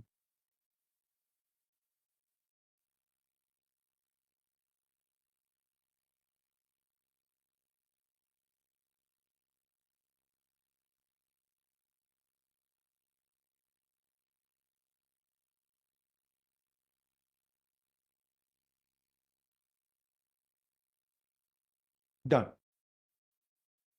एक क्वेश्चन आप में से बहुत कम लोगों ने पूछा, लेकिन पूछना चाहिए था, ठीक है।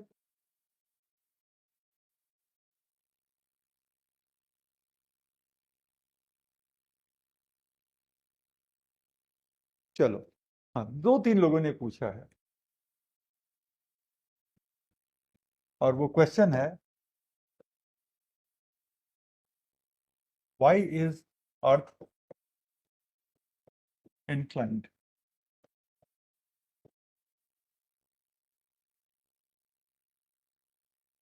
इस प्रोसेस को कहते हैं एक्सियल प्रीसेशन, ठीक है। और इसका वैल्यू कितना है? 23.5 डिग्रीज, ये है इसका वैल्यू, राइट। और ये एक्सियल प्रीसेशन क्या होता है? इसका जो रीजन है वो है combined gravitational effect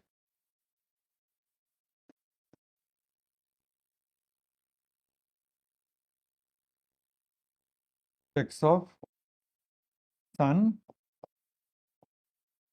other planets and moon.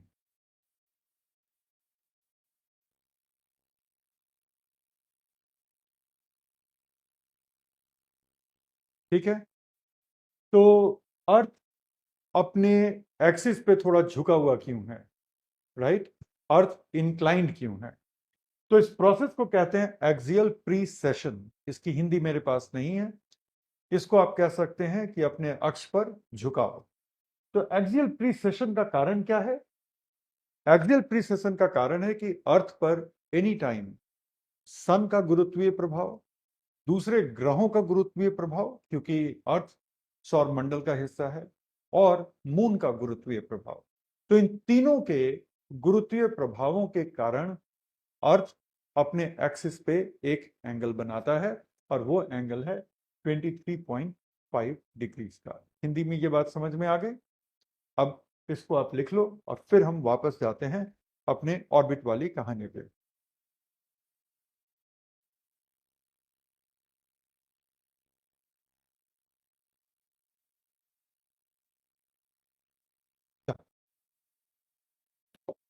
अब बचा जो है वो है पोलर ऑर्बिट। पोलर ऑर्बिट का मतलब होता है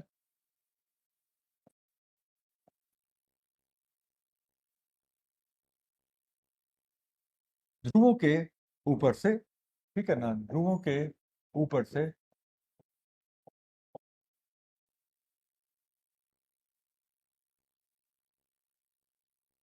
गुजरती ऑर्बिट।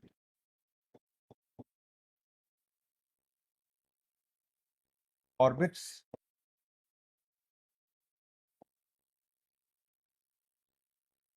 पासिंग ओवर द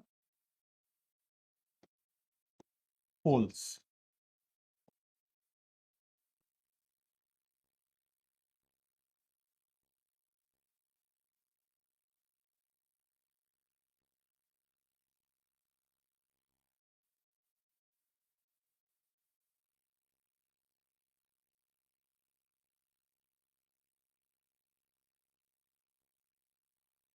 अगर कोई भी सैटेलाइट, अगर उसका पाथ थोड़ा ऐसा है, या फिर ऐसा भी है कि वो एग्जैक्टली ध्रुवों के ऊपर से ना गुजर करके एक एंगल बना करके ध्रुवों के ऊपर से गुजर रही है, तो इस सैटेलाइट के पाथ को हम कहेंगे ध्रुवीय कक्षा।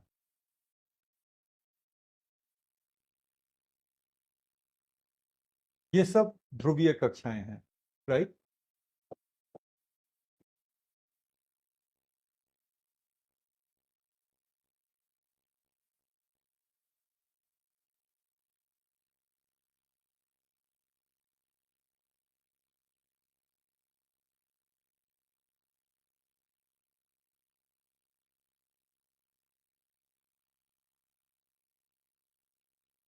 जियो एंगल चेंज हो सकता है।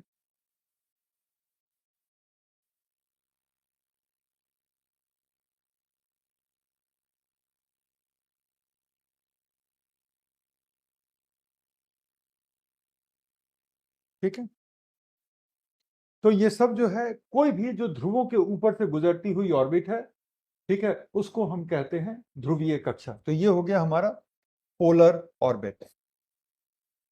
पोलर ऑर्बिट्स जो होते हैं, अब इंटरेस्टिंग क्या है इन पोलर ऑर्बिट्स के बारे में कि इनकी भी हाइट अलग अलग हो सकती है, लेकिन जिस पर्पस के लिए पोलर ऑर्बिट्स को यूज करते हैं, तो नॉर्मली इसको हम लो अर्थ ऑर्बिट में मेंटेन करते हैं। ठीक है, तो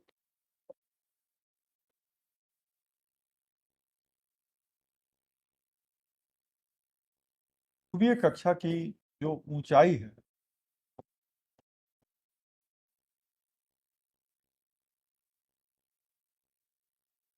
ठीक है, वो वेरिएबल है, मतलब अलग अलग हो सकती है।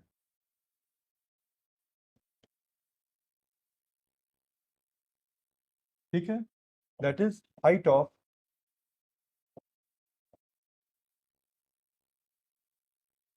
Polar orbits. लेकिन for most of the practical purposes, ठीक है, for most of the practical purposes इसको हम लो अर्थ ऑर्बिट में रखते हैं। रीजन, उसका पर्पस है अर्थ का ऑब्जर्वेशन। जब आप यहां पे किसी भी सैटेलाइट को रखते हैं, तो आप कोशिश करते हैं कि ये अर्थ के थोड़ा पास रहे और हमें हाई रेजोल्यूशन इमेजेस अर्थ के किसी खास लोकेशन की दे। और आप ये भी चाहेंगे कि वो दिन में एक सर्टेन टाइम पर वो उस पॉइंट से जरूर गुजरे जिस पॉइंट को आपको स्टडी करना है, सो दैट उस पॉइंट का आपको डिटेल्ड इमेज मिले, और फिर उस पॉइंट के अबव और उस पॉइंट के बिलो की भी आपको इमेज मिले। उस पॉइंट के लेफ्ट और राइट की इमेज आपको नहीं मिलेगी, लेकिन उस पॉइंट के अबव और बिलो की थोड़ी थोड़ी इमेज आपको मिलेगी। अब यहां से हम देखते हैं कि मोस्ट प्रैक्टिकल पर्पसेस के लिए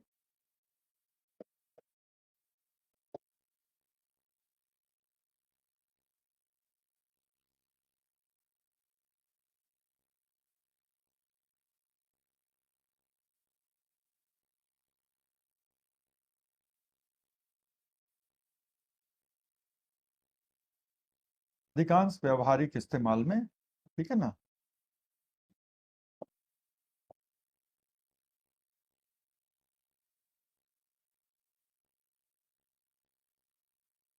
इसको जो है हम रखते हैं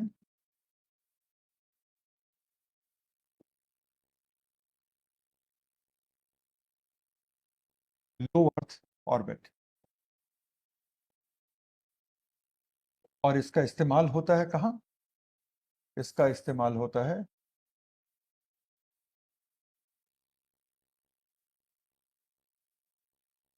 भूप्रेक्षण के लिए, दैट इज अर्थ ऑब्जर्वेशन के लिए।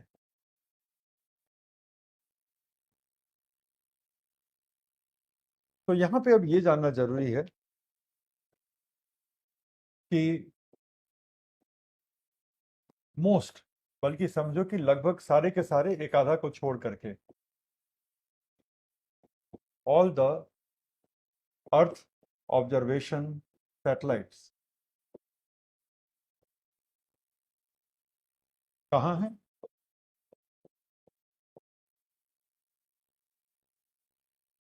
पोलर पोलर ऑर्बिट्स में है, ध्रुवीय कक्षाओं में है। तो भारत के लगभग सारे, एक आधा को हमने मेंशन किया है कि जियो स्टेशनरी में है, लेकिन इसके अलावा जितने हैं भारत के लगभग सारे, वो ध्रुवीय कक्षाओं में हैं। तो मेरे हिंदी के स्टूडेंट अब इसका डिक्टेशन लिख लें। भारत के लगभग सारे भूप्रेक्षण उपग्रह, भारत के लगभग सारे भूप्रेक्षण उपग्रह ध्रुवीय कक्षाओं में स्थित हैं, ध्रुवीय कक्षाओं में स्थित हैं। एक बार बोर्ड पे जितना कुछ लिखा हुआ है उसको आप लोग देख लीजिए,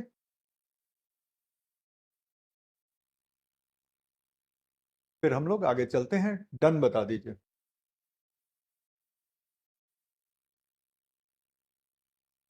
डन। अब इसका एक अगला पॉइंट देख लीजिए, और वो जो अगला पॉइंट है वो है सन सिंक्रोनस।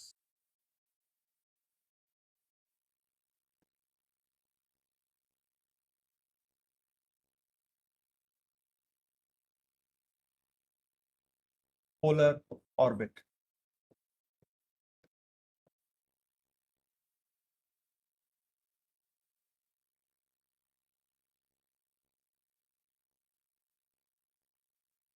सूर्य तुल्यकालिक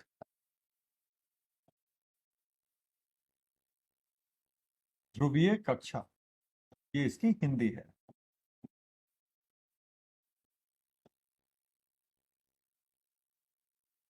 और 675 किलोमीटर से लेकर के 850 किलोमीटर की जो रेंज है, ये जो ऊंचाई है,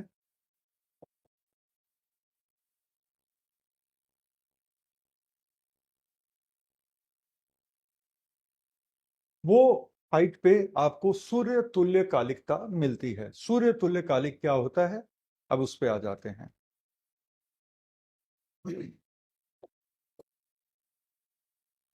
सबसे पहले हम एक सर्कल बनाते हैं।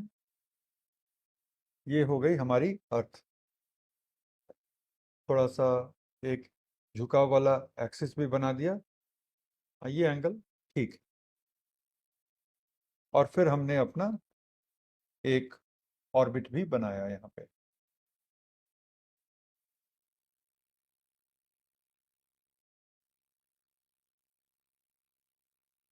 All right. हमारी अर्थ जो है,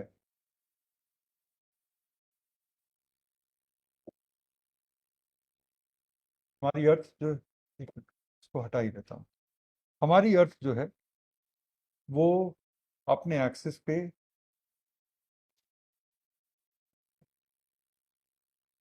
रोटेट कर रही है, ठीक है।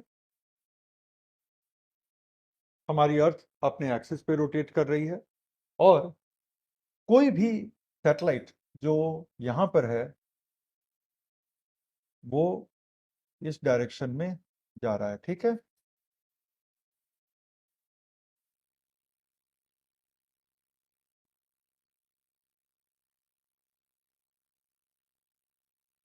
सैटेलाइट ऐसे परिक्रमा कर रहा है और अर्थ अपने एक्सिस पर रोटेट हो रही है।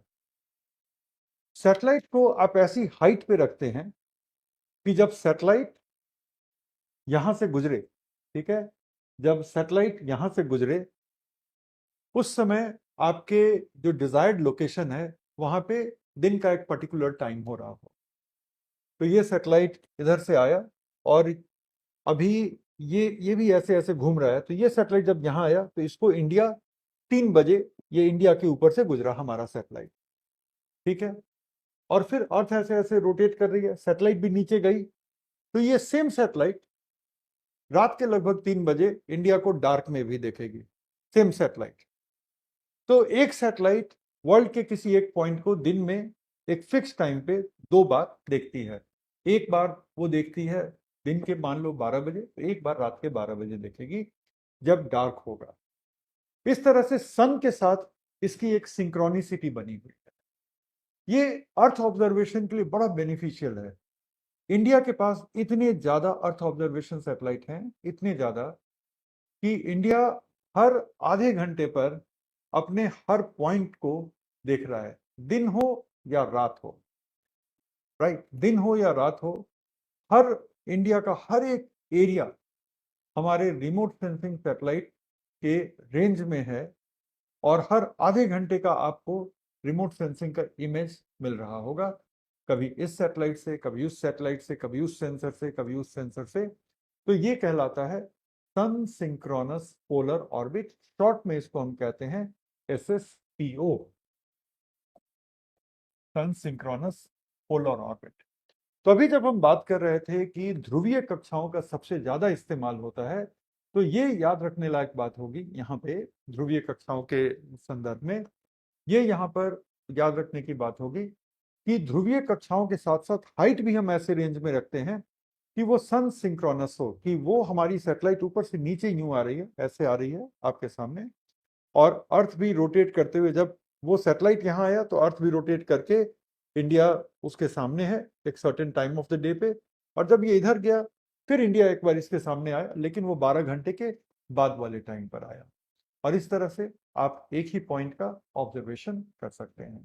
क्या वो दुनिया के दूसरे हिस्सों को भी देख रहा होगा? बेशक देख रहा होगा।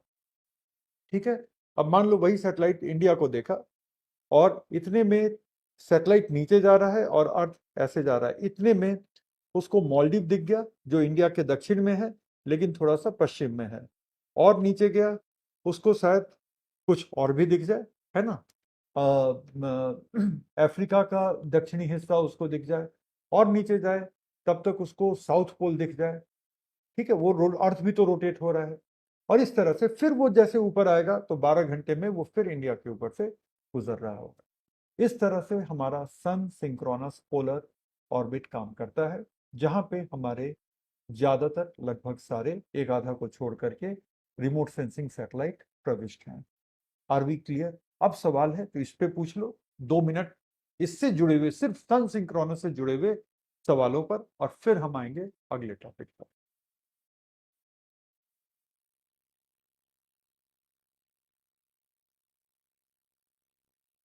क्वेश्चन देखने दो।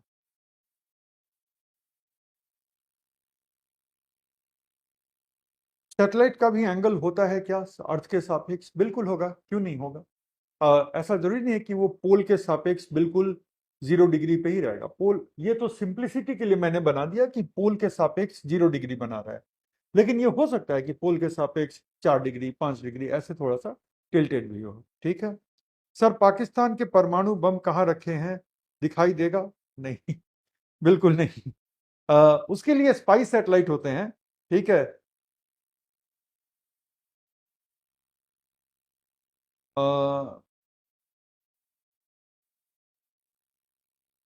सेम टाइम पर ही ऐसा होगा। हाइट ऐसा रखा जाता है कि सेम टाइम पर हो, जिससे कि ज्यादा से ज्यादा हमको डेटा मिल सके।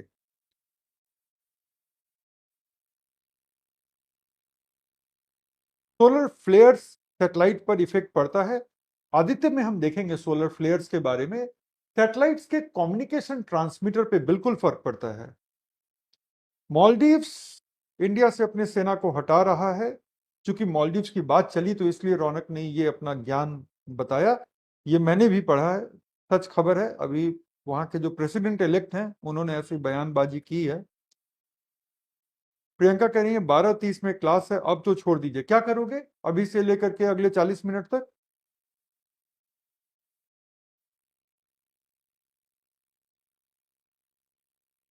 Sir please side.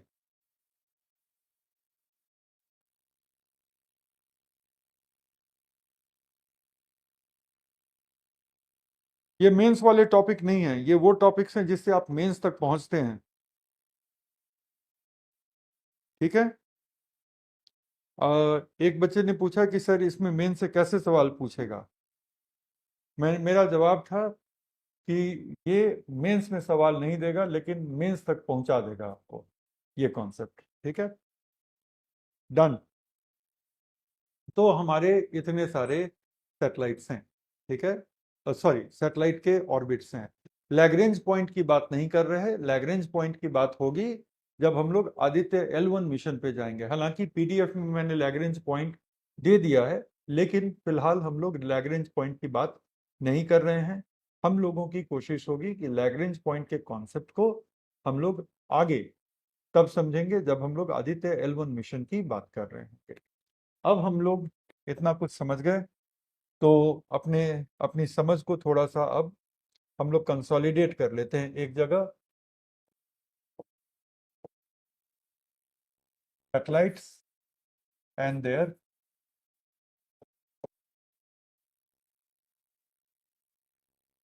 Most used orbits.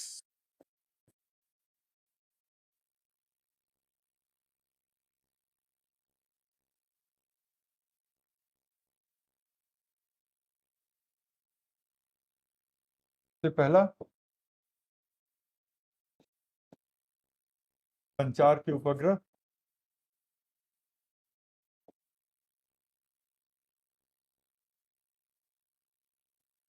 Communication,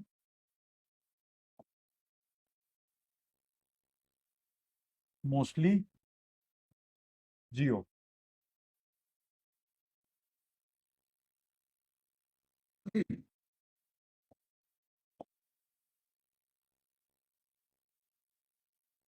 rarely GSO, and small private may be in LEO। ठीक है, इसकी हिंदी बहुत सरल है, अब इस सबको हिंदी में नहीं लिखेंगे। संचार उपग्रह अधिकतम संख्या में जियो में होते हैं, बहुत कम जीएसओ में होते हैं, और कुछ छोटे निजी संचार उपग्रह LEO में भी हो सकते हैं। लेकिन अगर LEO में होंगे तो काफी बड़ी संख्या में इनकी जरूरत पड़ेगी। ओके, दूसरा है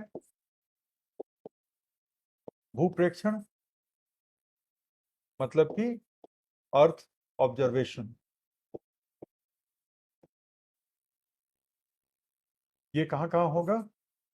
सबसे पहले सबसे ज्यादा होता है सन सिंक्रोनस पोलर ऑर्बिट में, और कुछ जो हैं जियो या जीएसओ में भी पाए जा सकते हैं। तीसरा, नौवहन में आप देखोगे अगर, तो जो ग्लोबल टाइप के हैं, जो ग्लोबल तंत्र हैं, वो मीडियम अर्थ ऑर्बिट में है। क्षेत्रीय जो हैं, रीजनल, जैसे कि इंडिया का नेविक हो गया, है ना, ये होता है जीएसओ एंड जीईओ में। ये तीन मेन कैटेगरीज ऑफ सैटेलाइट होते हैं। इसके अलावा रिसर्च के सैटेलाइट्स होते हैं, तो रिसर्च के सैटेलाइट पर डिपेंड करता है कि किस पर्पस के लिए, लेकिन वो भी अभी हम लिखेंगे इसको। दीप्ति, जीईओ और जीएसओ तो पढ़ा दिया, आप कहाँ थे?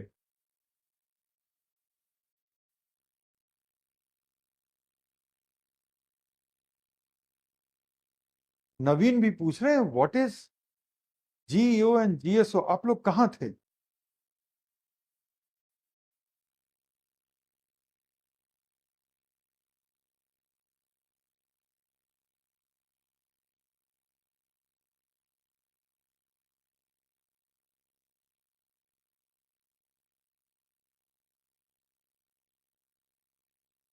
चलो,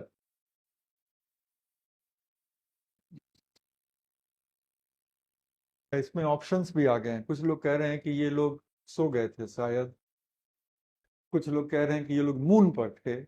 ऐसा कुछ नहीं है, हो सकता है कुछ लोग लेट से भी आए हों, या उस समय थोड़ी देर के लिए ध्यान कहीं और हो। अब किसी का मजाक क्यों बना रहे हो? लेकिन हाँ, ये करा दिए है ना, इसीलिए हम पूछ रहे हैं कि कहाँ थे। राइट, सर उसे सन सिंक्रोनस क्यों बोला जाता है? ये बहुत अच्छी बात है कि सन सिंक्रोनस क्यों बोला जाता है। क्योंकि एक सन डे में, सन का डे का मतलब कि 24 घंटे में जिस तरह से इंडिया के ऊपर सन के आने की एक समय है, सन की अलग अलग दिशाओं का एक समय है, ठीक है ना, तो इसी तरह से इस सैटेलाइट का भी इंडिया के ऊपर आने का एक नियत समय है। आपको पता है ना कि दिन में 3 बजे सन किस एंगल पे आपको मिलेगा, दिन के 4 बजे सन किस एंगल में मिलेगा, दिन के 1 बजे सन किस एंगल में मिलेगा, तो वो सब प्रेडिक्टेबल है। इसी तरह से ये सैटेलाइट दिन के कितने बजे आएगा आपके सामने, वो भी एकदम प्रेडिक्टेबल, इसीलिए इसको हम सन सिंक्रोनस कहते हैं। करेक्ट, इसके बाद हम आ जाते हैं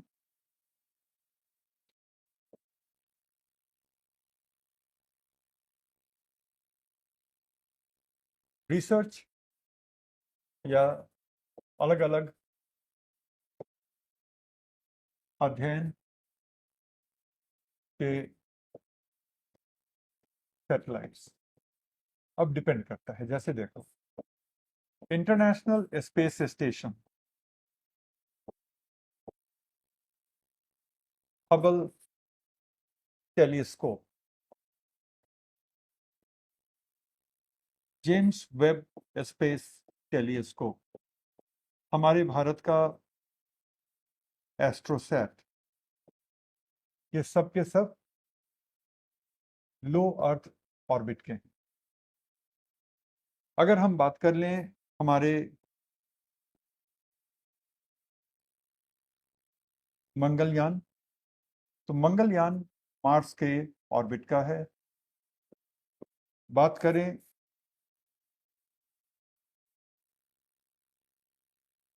चंद्रयान की, तो ये मून के ऑर्बिट का है। और एलईओ में जो कमिंग सून है वो है हमारा गगनयान।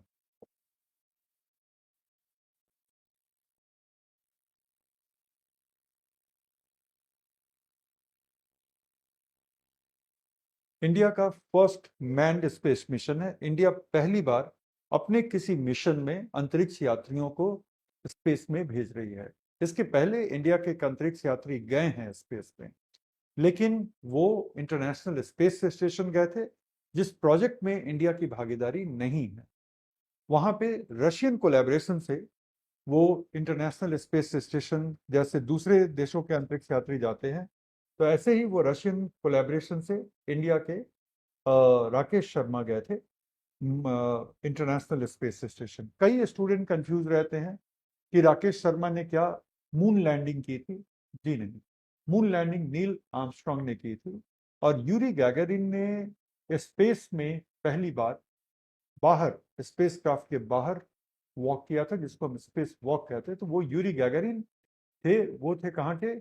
वो थे यूरी गैगारिन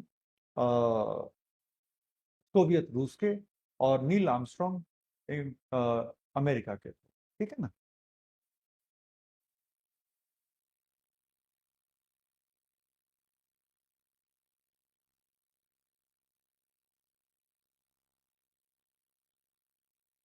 एक ने पूछा कि गुरुजी एलियन सच में है क्या? कौन पूछ रहे हैं? प्रतिमा। हाँ, तुम्हें क्या लग रहा है, साइंस कौन पढ़ा रहा है तुम्हें? क्यों मुझ पे फर्क नहीं पड़ता है जब आप लोग कहते हो कि अब रहने दो सर, अगली क्लास है तो?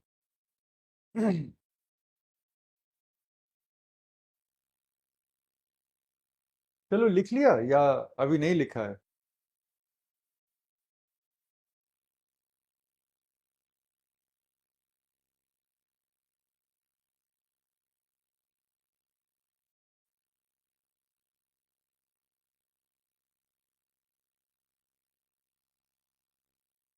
चलो हो गया, डन। अब हम लोग आ जाते हैं दो तीन चीजों पे।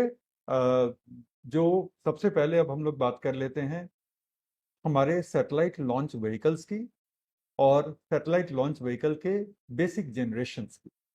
और जब सैटेलाइट लॉन्च व्हीकल के बेसिक जनरेशंस की बात करेंगे तो कल हम लोग काफ़ी डिटेल में सैटेलाइट लॉन्च व्हीकल पे आ जाएंगे।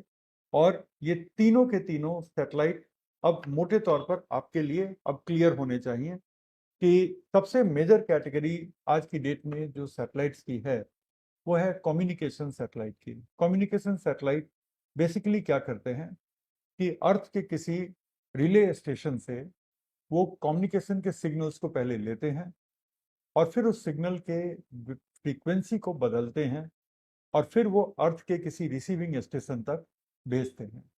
ये हमारे कम्युनिकेशन के सैटेलाइट करते हैं कि अर्थ से कम्युनिकेशन के सिग्नल पहले लिए जाते हैं, उन सिग्नल्स को फिर बूस्ट किया जाता है और उसकी फ्रीक्वेंसी बदली जाती है, और फिर अर्थ के किसी रिसीविंग स्टेशन तक उसको भेजा जाता है।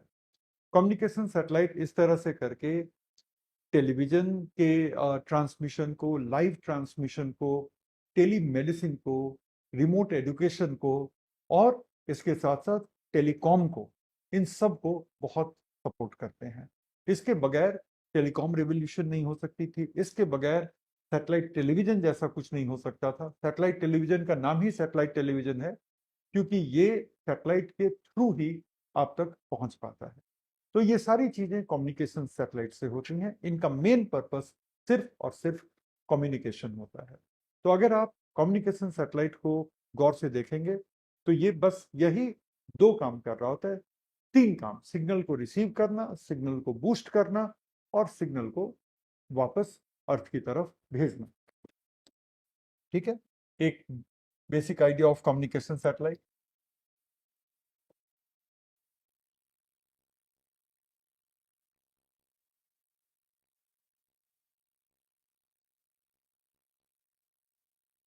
जिनको हम हिंदी में कहते हैं संचार उपग्रह।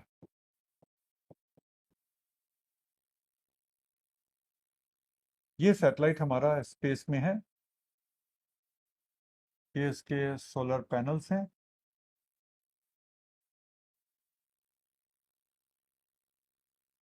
ये इसके अलग अलग रिसीवर्स हैं।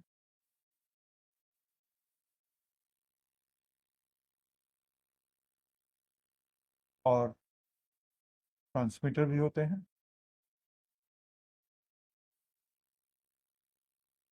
ठीक है, तो ये स्पेस में ये कहाँ पे होगा? ये होगा जियो ऑर्बिट में होगा, है ना। ये तो हम सारे लोगों को पता है कि ये कम्युनिकेशन सैटेलाइट की सबसे अच्छी जगह जो होती है वो होती है जियो ऑर्बिट। यहाँ पे ये क्या करता है जियो ऑर्बिट में कि ये अर्थ के किसी स्टेशन से, जहाँ पे एंटेना लगा हुआ है,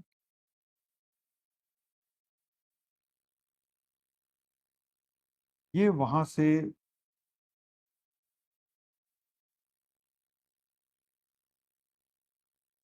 सिग्नल्स को रिसीव करता है। और सिर्फ सिग्नल को रिसीव नहीं करता बल्कि सिग्नल को रिसीव करने के बाद सिग्नल को बूस्ट करता है, उसकी फ्रीक्वेंसी को बदलता है। सिग्नल को बूस्ट क्यों करेगा, उसकी फ्रीक्वेंसी को क्यों बदलेगा? इसलिए कि अगर वो उसी फ्रीक्वेंसी में ट्रांसमिट कर देगा तो ये आने वाले सिग्नल के साथ ओवरलैप करने लगेगा, आने वाले सिग्नल को इंटरफेयर कर देगा। इसलिए जरूरी है कि सिग्नल को सबसे पहले चेंज किया जाए, उसकी फ्रीक्वेंसी को बूस्ट करने से सिग्नल स्ट्रांग रहता है और सिग्नल का लॉस कम होता है।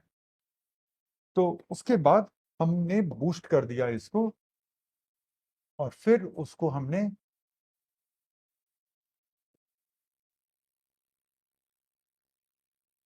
भेज दिया किसी भी रिसीविंग स्टेशन पे।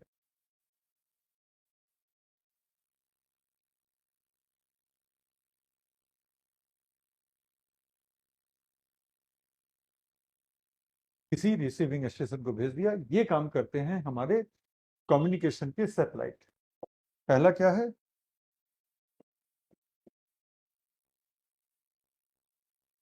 Receiving the signal.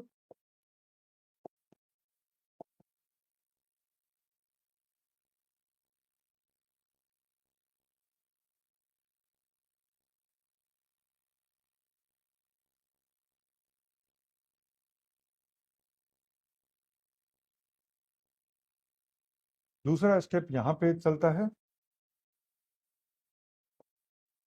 Which is called signal boosting.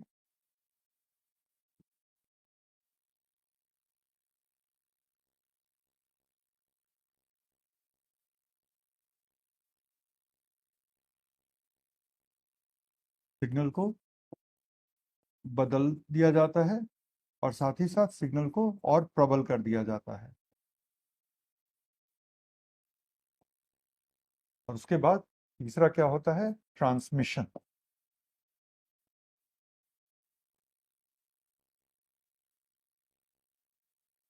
Transmission का मतलब होता है इंप्रेशन। और इसका इस्तेमाल कहाँ कहाँ हम कर सकते हैं? इसका इस्तेमाल हम कर सकते हैं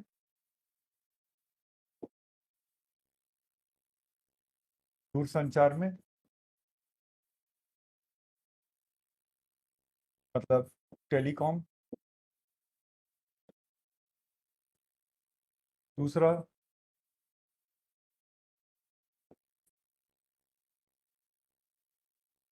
मोबाइल इंटरनेट में।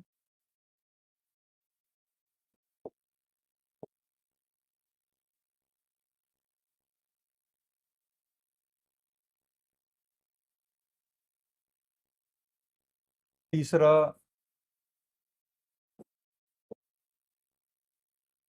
सैटेलाइट टेलीविजन में।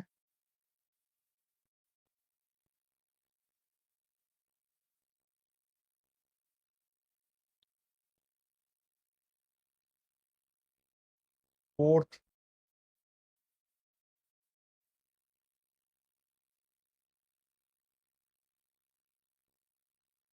हम करते हैं टेलीमेडिसिन में, जिसको हम सुदूर चिकित्सा कहते हैं।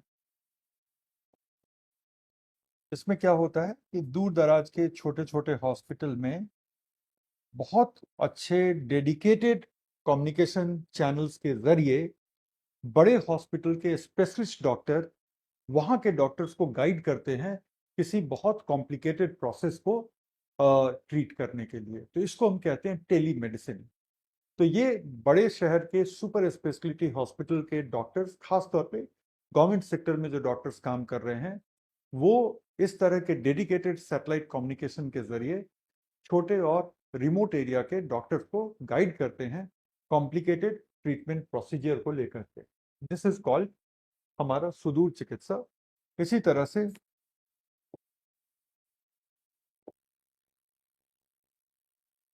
रिमोट एजुकेशन, जो कि है दूरस्थ शिक्षा। और लास्टली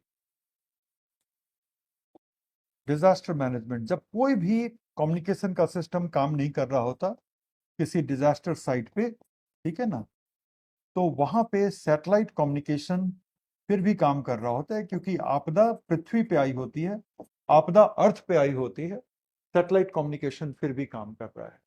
बहुत मैसिव अर्थक्वेक हुआ, टेलीकम्युनिकेशन के टावर वगैरह एकदम से गिर गए हैं, पूरा टेलीकॉम का सिस्टम, इलेक्ट्रिसिटी का सिस्टम खत्म हो गया है, फिर भी बैटरी ऑपरेटेड सैटेलाइट फोन से आप कनेक्ट कर सकते हैं। तो ये हमारे कम्युनिकेशन सैटेलाइट के एप्लीकेशंस हैं। एक बार देख लीजिए इसको। एग्रीकल्चर में सबसे ज्यादा इस्तेमाल रिमोट सेंसिंग का होता है।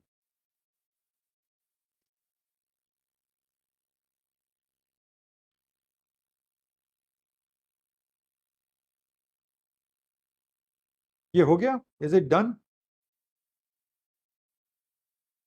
ब्रॉडकास्टिंग को मैंने मान लिया है सैटेलाइट टेलीविजन में, आप चाहें तो ब्रॉडकास्टिंग को आप अलग से भी कर सकते हैं। ठीक है, डन। दूसरा है भूप्रेक्षण। भूप्रेक्षण इज व्हाट? Earth observation.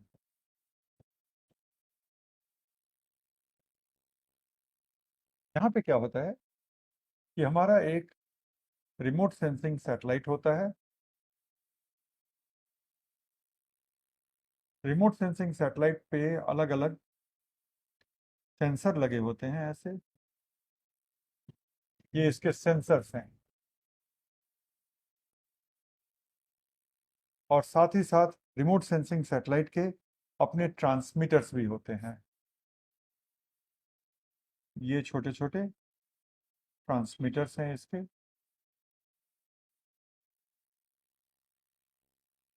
ये ट्रांसमीटर्स हुए, तो होता क्या है कि ये अर्थ से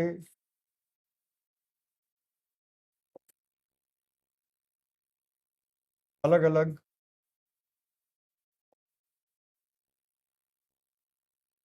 रेज जो आ रही हैं, उनको ये सेंसर्स कैप्चर करते हैं।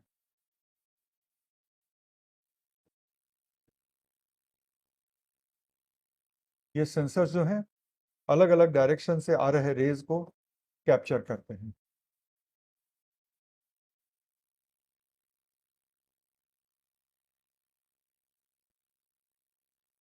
देख रहे हो, ये सब अलग अलग रेज आ रहे हैं और इनको ये कैप्चर करते हैं। और ये कैप्चर करके रिमोट सेंसिंग का जो सेंसर है ना, रिमोट सेंसिंग का ये सेंसर, ये कैप्चर करके पूरे के पूरे डेटा को फिर अपने ट्रांसमीटर के जरिए, ठीक है, फिर अपने ट्रांसमीटर के जरिए वो ग्राउंड स्टेशन को प्रसारित करता है। ये ग्राउंड स्टेशन को भेज रहा है यूं। तो सबसे पहला रिमोट सेंसिंग सैटेलाइट में स्टेप 1 है, जहां पे ये अलग अलग रेडिएशन को इसके सेंसर कैप्चर कर रहे हैं। स्टेप 2 इसके अंदर चल रहा है कि इन रेडिएशंस को स्टडी करके ये इमेज डेटा में कन्वर्ट करता है, और फिर स्टेप 3 है कि ये इमेज डेटा ग्राउंड स्टेशन को भेजा जाता है। ये फिगर क्लियर है आप लोगों का? तो ये हम लोग अब लिख लें थोड़ा, क्योंकि अब क्लास के ऑलमोस्ट एंड का टाइम आ गया है। 3-4-5 मिनट में आप लोग को छोड़ भी दूंगा।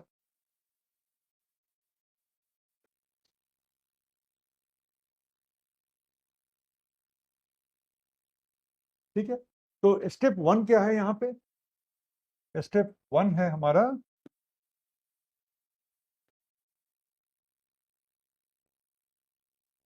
स्टेप 1 है सेंसर के द्वारा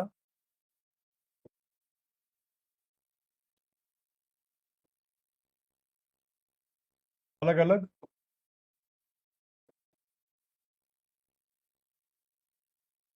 रेज को कैप्चर करना,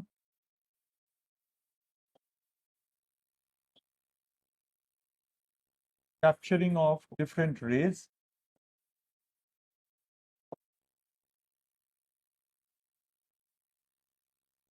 बाय द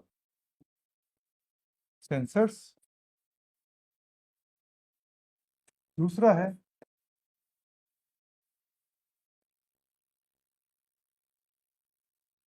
रेज से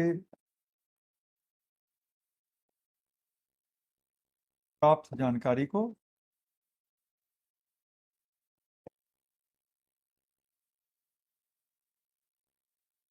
इमेज में बदलना, right.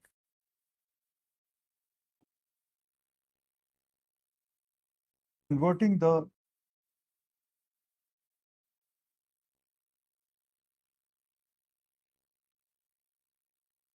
converting the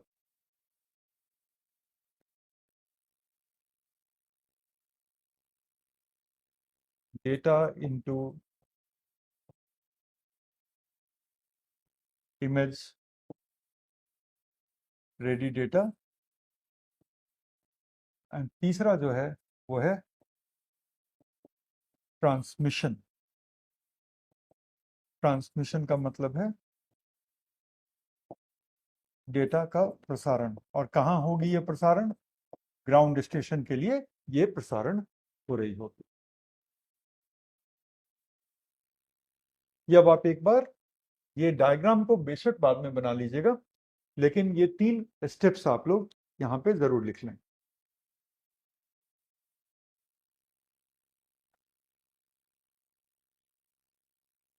signal boosting क्या होता है वो बाद में करेंगे हम लोग। सिग्नल बूस्टिंग जब कम्युनिकेशन सैटेलाइट्स को हम लोग डिटेल में पढ़ेंगे। तो जो तीसरा होता है वो होता है नेविगेशन सैटेलाइट।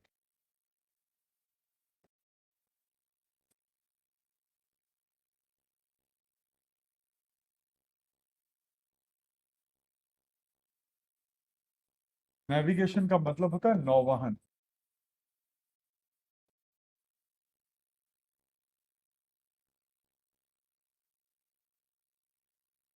तो नेविगेशन सैटेलाइट को एट एनी टाइम 3 सैटेलाइट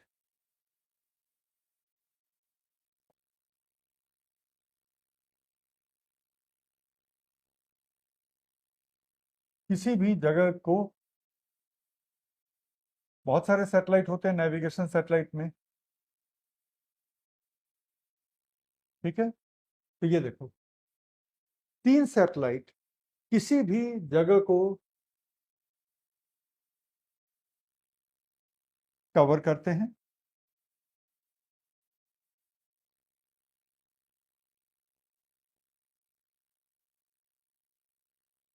और उससे क्या होता है कि कितने डिस्टेंस से, ठीक है, कितने डिस्टेंस से कितनी देर में ये रे पहुंची, किस एंगल में ये रे पहुंची, फिर दूसरे सैटेलाइट से कितने टाइम में कितने एंगल पे, और और कैसे ये रे पहुंची, तीसरे से भी किस एंगल में कितने देर में ये रे पहुंची, तीन सैटेलाइट के डेटा को मिला करके और सिंपल ट्रिगोनोमेट्रिक जो त्रिकोणमिति होती है, तो ट्रिगोनोमेट्रिक इक्वेशंस को सॉल्व करके ये बताया जा सकता है तीन सैटेलाइट से, अगर किसी भी ऑब्जेक्ट को कैप्चर किया जाए, कि आपकी एग्जैक्ट लोकेशन अभी के वक्त कहाँ है। आप इमेजिन करें कि तीन सर्कल हैं, ठीक है, एक मिनट रुकिए, आप इमेजिन करिए कि तीन सर्कल्स हैं, एक सर्कल, दूसरा सर्कल और तीसरा सर्कल। तो एक सैटेलाइट से जो डेटा मिला उसको एक सर्कल, दूसरे सैटेलाइट से जो डेटा मिला उसको दूसरा सर्कल, और तीसरे सैटेलाइट से जो डेटा मिला उसको तीसरा सर्कल मानो। तीनों सर्कल को थोड़ा ओवरलैप करते हैं।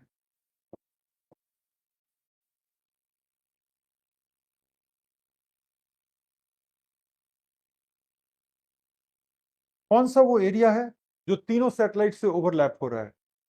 बस इतना सा एरिया।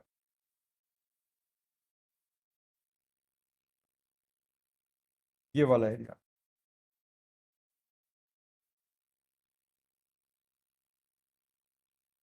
तो आप क्या देख रहे हैं कि तीन सैटेलाइट से काफी एक्यूरेट अंदाजा चल जाता है कि जो व्यक्ति है या जो ऑब्जेक्ट है वो कहाँ पे लोकेटेड है। दो सैटेलाइट से आप सोचो कि कितना बड़ा एरिया आपको पता चलता कि अच्छा ये इतने बड़े एरिया में कहीं भी हो सकता है। अगर एक ही सैटेलाइट होता तब तो पूरा का पूरा सर्कल कहीं भी वो हो सकता था, लेकिन तीन सर्कल से काफी क्लैरिटी आ गई। इसको हम कहते हैं ट्रायंगुलेशन मेथड। इसको हम कहते हैं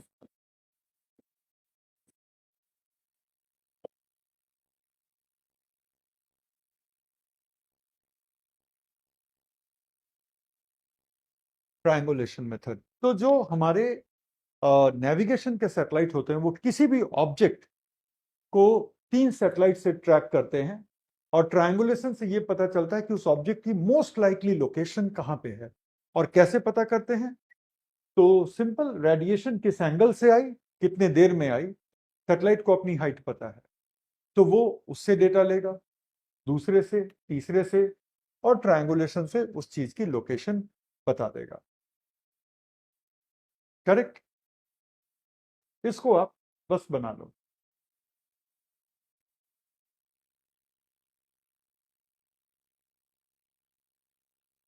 बस एक मिनट और उसके बाद क्लास छोड़ रहा हूं मैं, बस एग्जैक्टली एक मिनट।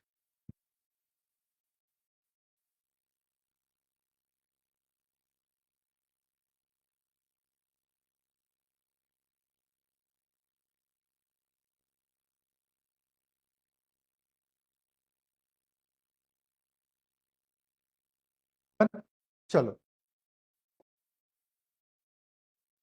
हमारे नेविगेशन सैटेलाइट दो काम करते हैं।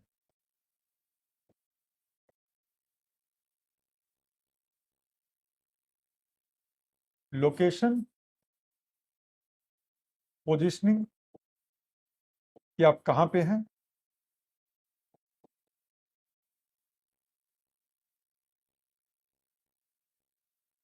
आपकी स्थिति बताना, और दूसरा,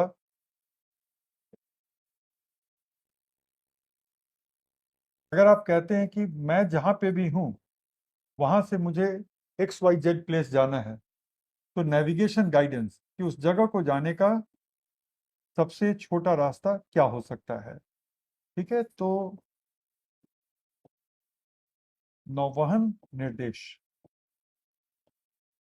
और चूंकि रेज को यहां देखो, क्योंकि रेज को आने में एक सर्टेन समय आया और ये रेज रिफ्लेक्ट होकर के गई, ठीक है ना, रेज यहां आया और रेज यहां से फिर रिफ्लेक्ट होके गई, कितना टाइम लगा, किस एंगल से आई। तो टाइम के कैलकुलेशन के लिए इन सारे सैटेलाइट में बहुत एक्यूरेट एटॉमिक क्लॉक लगे होते हैं, तो उस तरह से ये एक्यूरेट एटॉमिक टाइमिंग भी बता सकते हैं।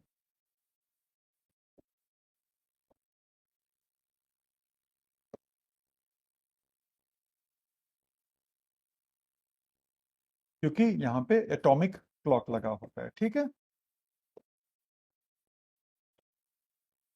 तो बस आज के लिए इतना। ठीक है, 12:20 हो गया, 10 मिनट का ब्रेक ले लीजिए। 3-4 मिनट से लेट भी ज्वाइन करेंगे, सर आएंगे, वो भी थोड़ा सा क्लास में आप बच्चों को सेटल कराते हैं, तभी शुरू करेंगे, तो आपके पास इफेक्टिवली 15 मिनट का वक्त है। तो आज बस अब यहाँ पर हम लोग क्लास को क्लोज कर रहे हैं। कल हम लोग तीनों तरह के सैटेलाइट के डिटेल्स को देखेंगे। ठीक है, कल हम तीनों तरह के सैटेलाइट के डिटेल्स को देखेंगे। तो आज बस इतना ही। गुड बाय, अपना ध्यान रखिएगा और अगली क्लास में कल मिलते हैं। Goodbye everyone.